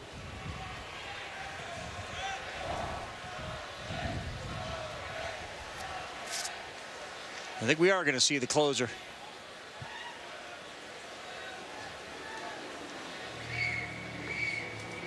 This is an important couple of batters that Sam Moore is about to face. As he opens up the door and he comes on in. Moore, who, as Kyle said, had the 23 saves, ran into some control issues, and it would be a great chance to sort of see him settle in and have a good inning. I want to remind everybody, tomorrow, do or die. Pair of teams facing elimination. The Red Raiders rallied, gave up the lead late, fell in their opener. They're going to play Ole Miss, whose comeback bid fell just short in the opening round game they played. Then later, the national seeds looking to go 2-0 in Omaha. Number 7 TCU, number 3 Virginia. Cavaliers won on a walk-off in their opening round victory. Texas Tech, Ole Miss 3 Eastern, ESPN2. TCU, Virginia 8 Eastern, ESPN. As the 2014 ESPN College World Series rolls on, presented by Capital One, it continues.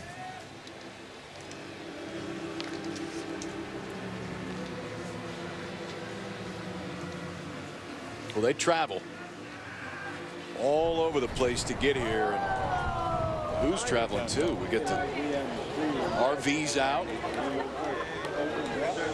What I love every year too is you get to some of these spots. Why wouldn't you bring a pool? They bought why would you not bring a pool? No, they brought the inflatable pool. Apparently 9 or 10 RVs because they couldn't get a hotel room together. So all the Virginia parents who apparently knew somebody that owned all the RVs got a little deal on the rental, and now they're all huddled together. They got a satellite TV over there. Might be home for a while the way they're going right now. All right, here he is, Sam Moore, the 6'1", 200-pounder, the junior. Drafted in the 40th round. And he just has great numbers, but seemed to lose confidence. Would you say that?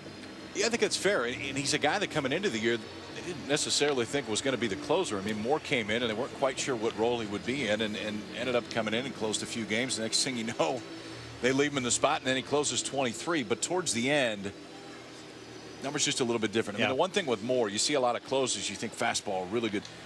Fastball's going to be in the 80s, but it's a splitter that's been the key, and last few weeks they've been laying off that splitter. And we've seen closers at the major league level succeed with a splitter.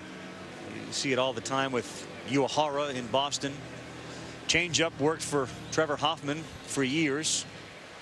So you don't just need the fastball like an Aroldis Chapman, and that splitter had been so great. One of the issues is it does put a lot of pressure on your catcher because the balls tend to bounce as they get to him. And in this environment, you know, you can't afford to kind of give up the base runner or allow a man to get in the scoring position because the 1 or 2 runs so valuable. But I think this is a big chance for Moore here to kind of reestablish himself, get some confidence from his coaching staff, the pitching coach. The reality is it only takes once to feel like you're back. He goes out there and throws the ball well today and could be a key part if they can fight back through this loser's bracket. There's 2 splits in a row. I thought that ball was foul too. Was that wasn't foul? That sounded foul. I thought I heard it hit the bat. Down to second though went Xavier Turner. No argument from the Irvine dugout at all. Watch him. Yes, he did. He did. He did. Maybe it was the plate that it hit. That was that first skip. But that's exactly the point about the splitter, because it was a very good splitter. The catcher couldn't hold it. Base runner to second base.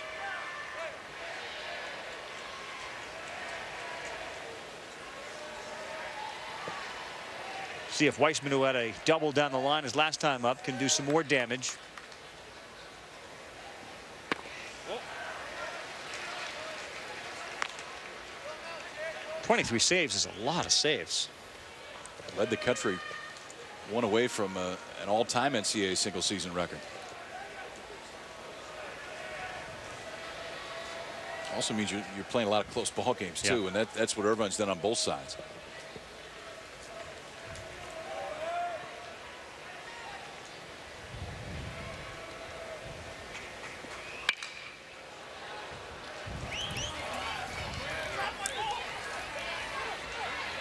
So now you're Wiseman. You see 4 pitches. You've seen 4 splitters. Squared the bunt twice. Bunted through 2 of them. Took one for a ball, and then that was the one that you can hit. That was the one that stayed in the hitting zone.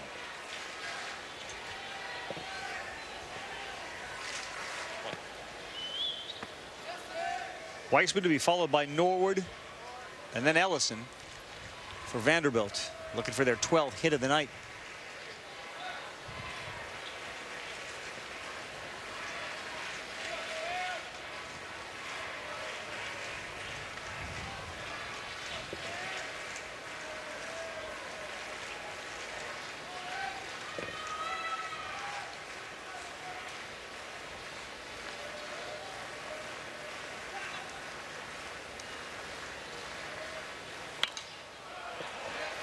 Got good movement on it. There's no doubt about it. Good job to foul it off. Is that his next step? Develop a second pitch? Yeah, I mean, he's primarily just kind of a sinker splitter guy. I'll show you a little bit of a slider every once in a while. Now, if you're Wiseman, I mean, you just have to assume you're going to keep getting splitters. You just want one that's up enough that you can do something with.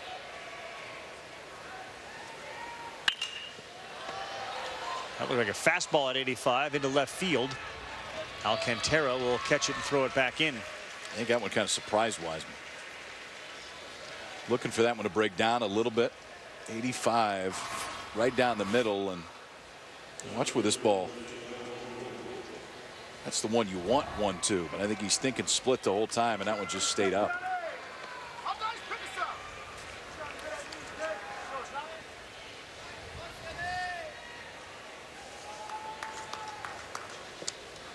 Norwood now, sac fly and RBI, single. He stole the base.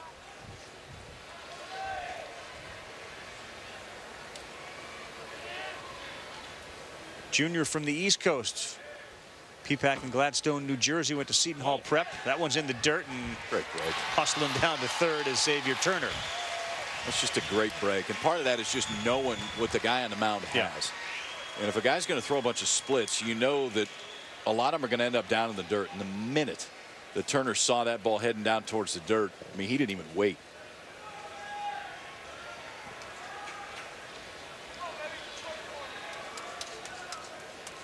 Infield in.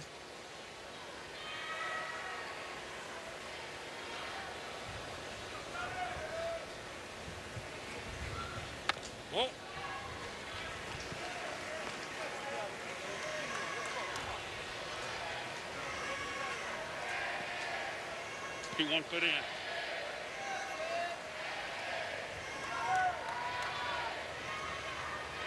It's the view from the batter's box. Carl Ellison. Turner Steele was the 7th of the College World Series for Vanderbilt. 4 of them tonight. Oh.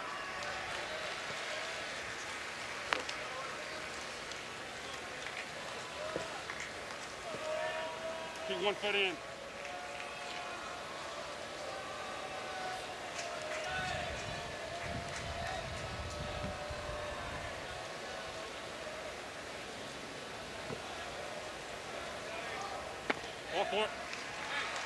Well, between Merton and Moore, the game has just ground to a halt. Their rhythm and their ability to throw strikes and then really strike somebody out has made Vanderbilt very comfortable at the plate.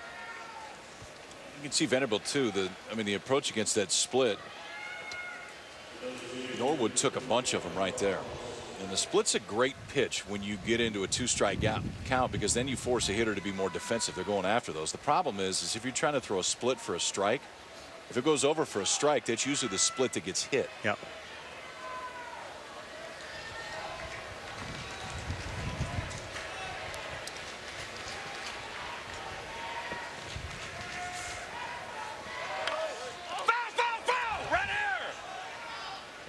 Norwood fouled it. He stayed in the box. He didn't get out of the box. And Tim Corbin continues to kind of keep the pressure on UC Irvine.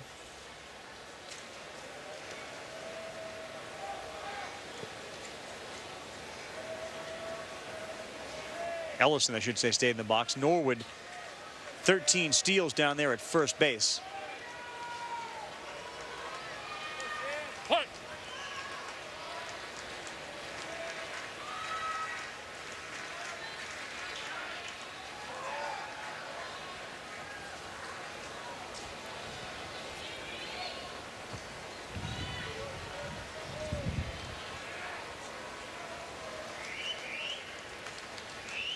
This game has the feel of Vanderbilt being in front by about 8, but they're still only up by 2 runs. Yeah.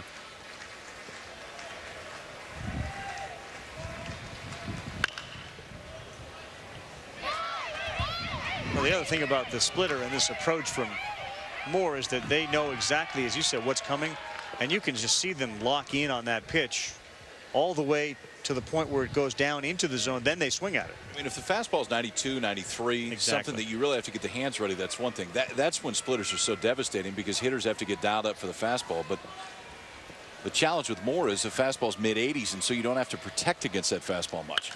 0-2. This one's out of play. And out of the building. Umpire gets some new baseballs. Are they asking the fans to return the balls because so many have been actually hit into the crowd? Are they saying we need those back? Well, whoever had to rub them up tonight drew the short straw, because this is there's going to be some blisters on somebody's hand. They probably had to rub up about 10 dozen baseballs. And another.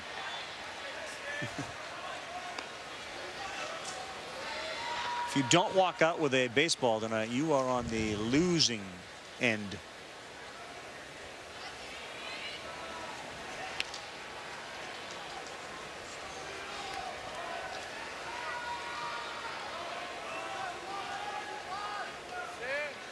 Another one from Moore, way outside. 1-2. That was the fastball.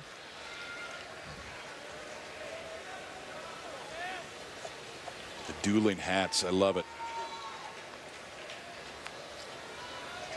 You cannot buy the same hat as your buddy. That's just not allowed. The shirt's okay. Yeah, I mean, you can match up shirts, but no way on a hat. And the necklace thing. Lid different.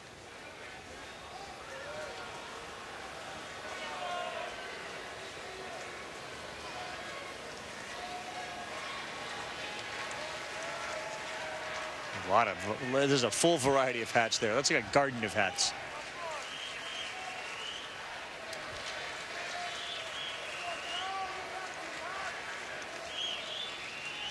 Hey, right here. He's going to bring him back.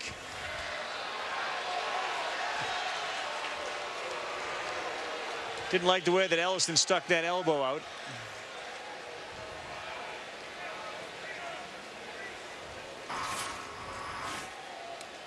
And the difference here is watch that elbow how it goes out. So we saw it last inning with Paulino to where the elbow kind of tucked back in. That one just had enough to get out there. And that tumble. It's a splitter you just don't quite get through. So just a ball now 2-2. There was action on that one too. Norwood was off and running.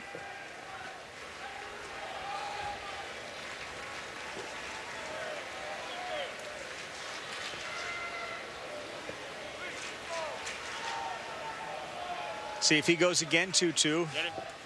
See if Moore throws another splitter. He is going. He does throw a splitter. He gets the strikeout.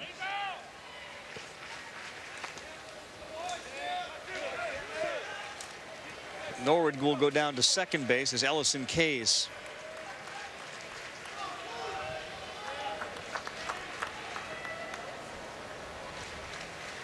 Like, yeah, that was a pretty good one there. I couldn't hit it. Like an honest reaction after a strikeout.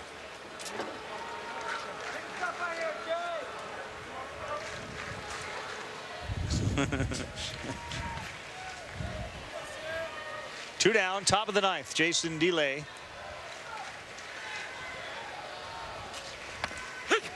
Called strike.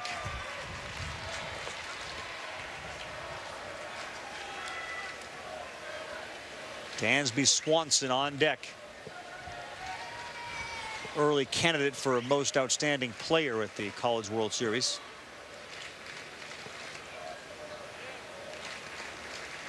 Whoa.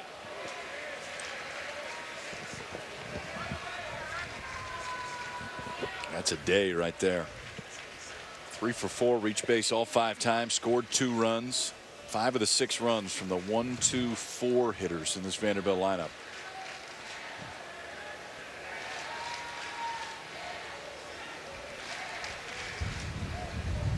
Whoa. Spun one in there. Close. Called it inside. See, when Moore throws that breaking ball, it's like he's trying to make it move. It's usually the one that you'll cast a little bit more instead of throwing right over the top of it.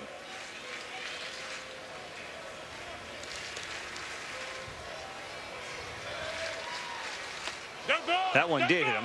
That one did hit him.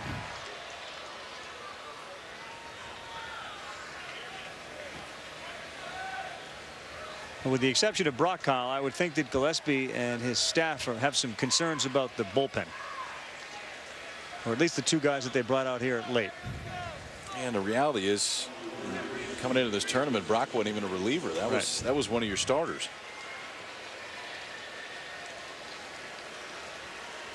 We have not seen Evan Menarino, who ended up a very reliable reliever towards the end of the year.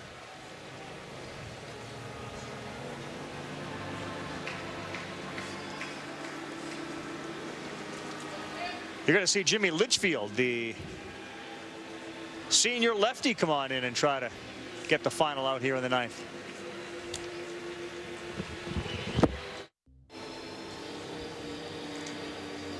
We're back, nighttime in Omaha, Nebraska. 2 outs, top of the ninth. Vanderbilt threatening, though. As you see, Irvine tries to tap another pitcher to see if they can get through this and rally here in the bottom of the ninth. We're looking at the lefty, Jimmy Litchfield, senior at 190 pounds. Last pitched at Oregon State May 31st. Gave you an inning of work there. Gave up a couple of hits, but no runs. The other thing, too, if you're Mike Gillespie, I mean, again, if you're going to run through this loser's bracket, it's a lot of times arms that you don't know are going to step up for you. For South Carolina, when they won their first national title, that was a guy like Michael Roth, who had not done what he then did in Omaha. So you get a few guys out there just to get a feel of the environment, feel of the mound. So if they're going to roll off 3 straight, which they would have to if they lose this ball game, you're going to need a few of those guys that maybe didn't count on coming in.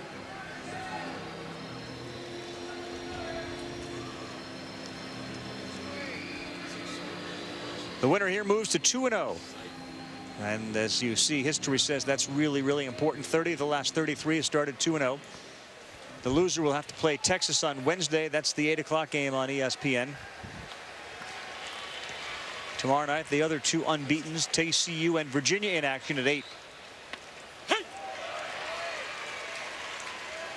First pitch to Dansby Swanson with the bases loaded, in there for a strike. With the bases loaded, a chance to just have an historic night if you're Swanson. And the left fielder is playing as deep as any left fielder's played this World Series. The center fielder's really shallow, but Alcantara is really deep in left field. It's like they have the Z formation.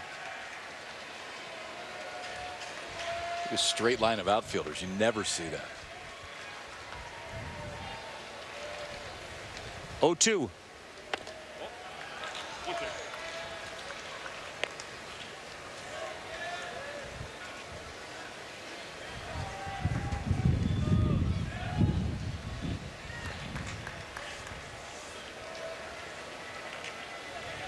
Turner stands at third. Norwood's at second. DeLay is way off first. The pitch to Swanson, ripped to third base. He hit it hard, but hit right at Taylor Sparks. So instead of an historically great night, it's just a really, really good night. And it's going to be better if Vanderbilt can close it out. The Anteaters coming up, last chance, bottom of the ninth.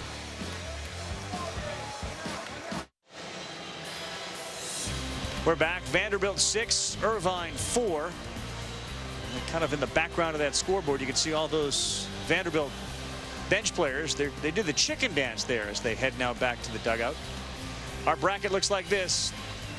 Vanderbilt on the verge of going to 2-0, which would put them in the driver's seat. Give them a bunch of days off and they can rest. Irvine would be forced to play again on Wednesday. Louisville's gone home, or is in the process of packing to go home. Texas stayed alive. And tomorrow at 3 Eastern time, Texas Tech at Ole Miss. The loser out. The winner will play the loser of TCU Virginia. We'll see that game. It's on ESPN tomorrow night. So ESPN2 during the day, ESPN at night. I want to remind everybody, next on ESPNU, more coverage of the CWS postgame show. That's on ESPNU, and on ESPN2, all the way from Brazil, it's World Cup tonight. World Cup tonight and College World Series postgame. Evan Castellato is the pinch hitter for UC Irvine, as they will attempt to rally. Walker Buehler's back out there.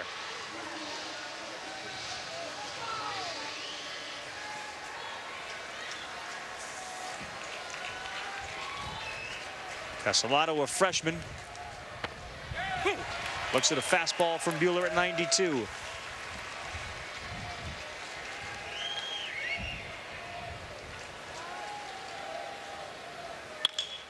Back up the middle, over the head of Buehler, fielded at second, and Swanson. Maybe it will be an historic night. Great play by the second baseman, Dansby Swanson. He can play the game. Natural shortstop, moved over to second base this year just to make the middle of the infield so good for Vanderbilt. Watch him get around it. Allows him to get as much on that throw as he possibly can. Kind of a tweener hop too, but that's pro. He can play. Just a sophomore. Vince Conde was drafted. If he signs, Swanson will push over to shortstop next year. And if he doesn't, what a luxury, huh? Have those two guys in the middle of the infield. Ooh. With the pitching they have, Vanderbilt's in good shape. Now Taylor Sparks. Hard not to really like Buehler's arm and just the ease by which he's able to get 94 out of it. It's loose. Good loose arm action. Be careful right here, though. You got some power. 2-0 to Sparks. Might be sitting on a fastball.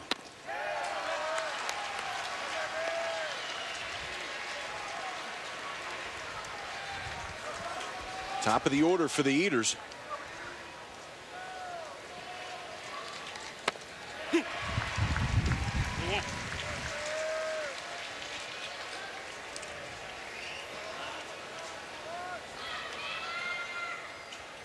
Pretty good. Doubles, triples, and first in homers. And now a good job by Buehler to get it back to 3-2 as he paints the corner.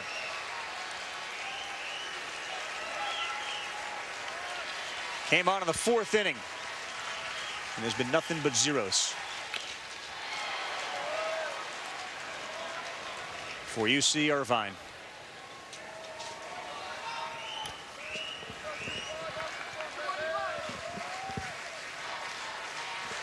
Seven strikeouts for the righty. On the ground, cut off by the third baseman Turner. 2 down.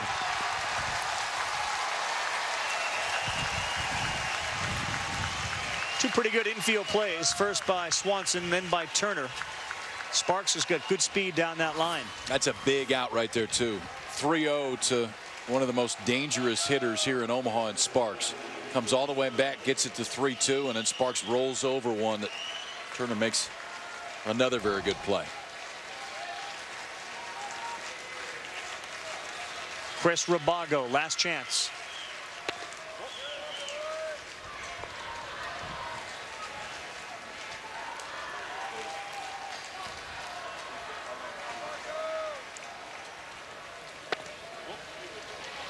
Five innings of scoreless, hitless relief. This it works.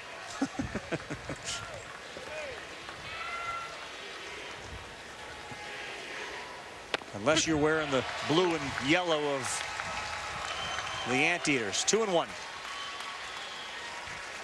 If you're Irvine, though, you could potentially bring Andrew Morales back.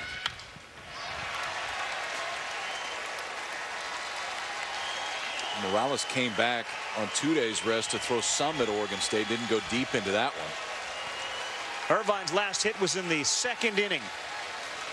There's Morales there. Here's Buehler here. Rabago spoils that. The only inning that UC Irvine got hits was the 2nd.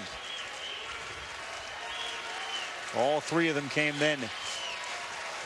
Buehler shakes off one. The 2-2 to Rabago. Center field. Norwood. Game over. Vanderbilt 2-0 to start the College World Series. Buehler was dynamite.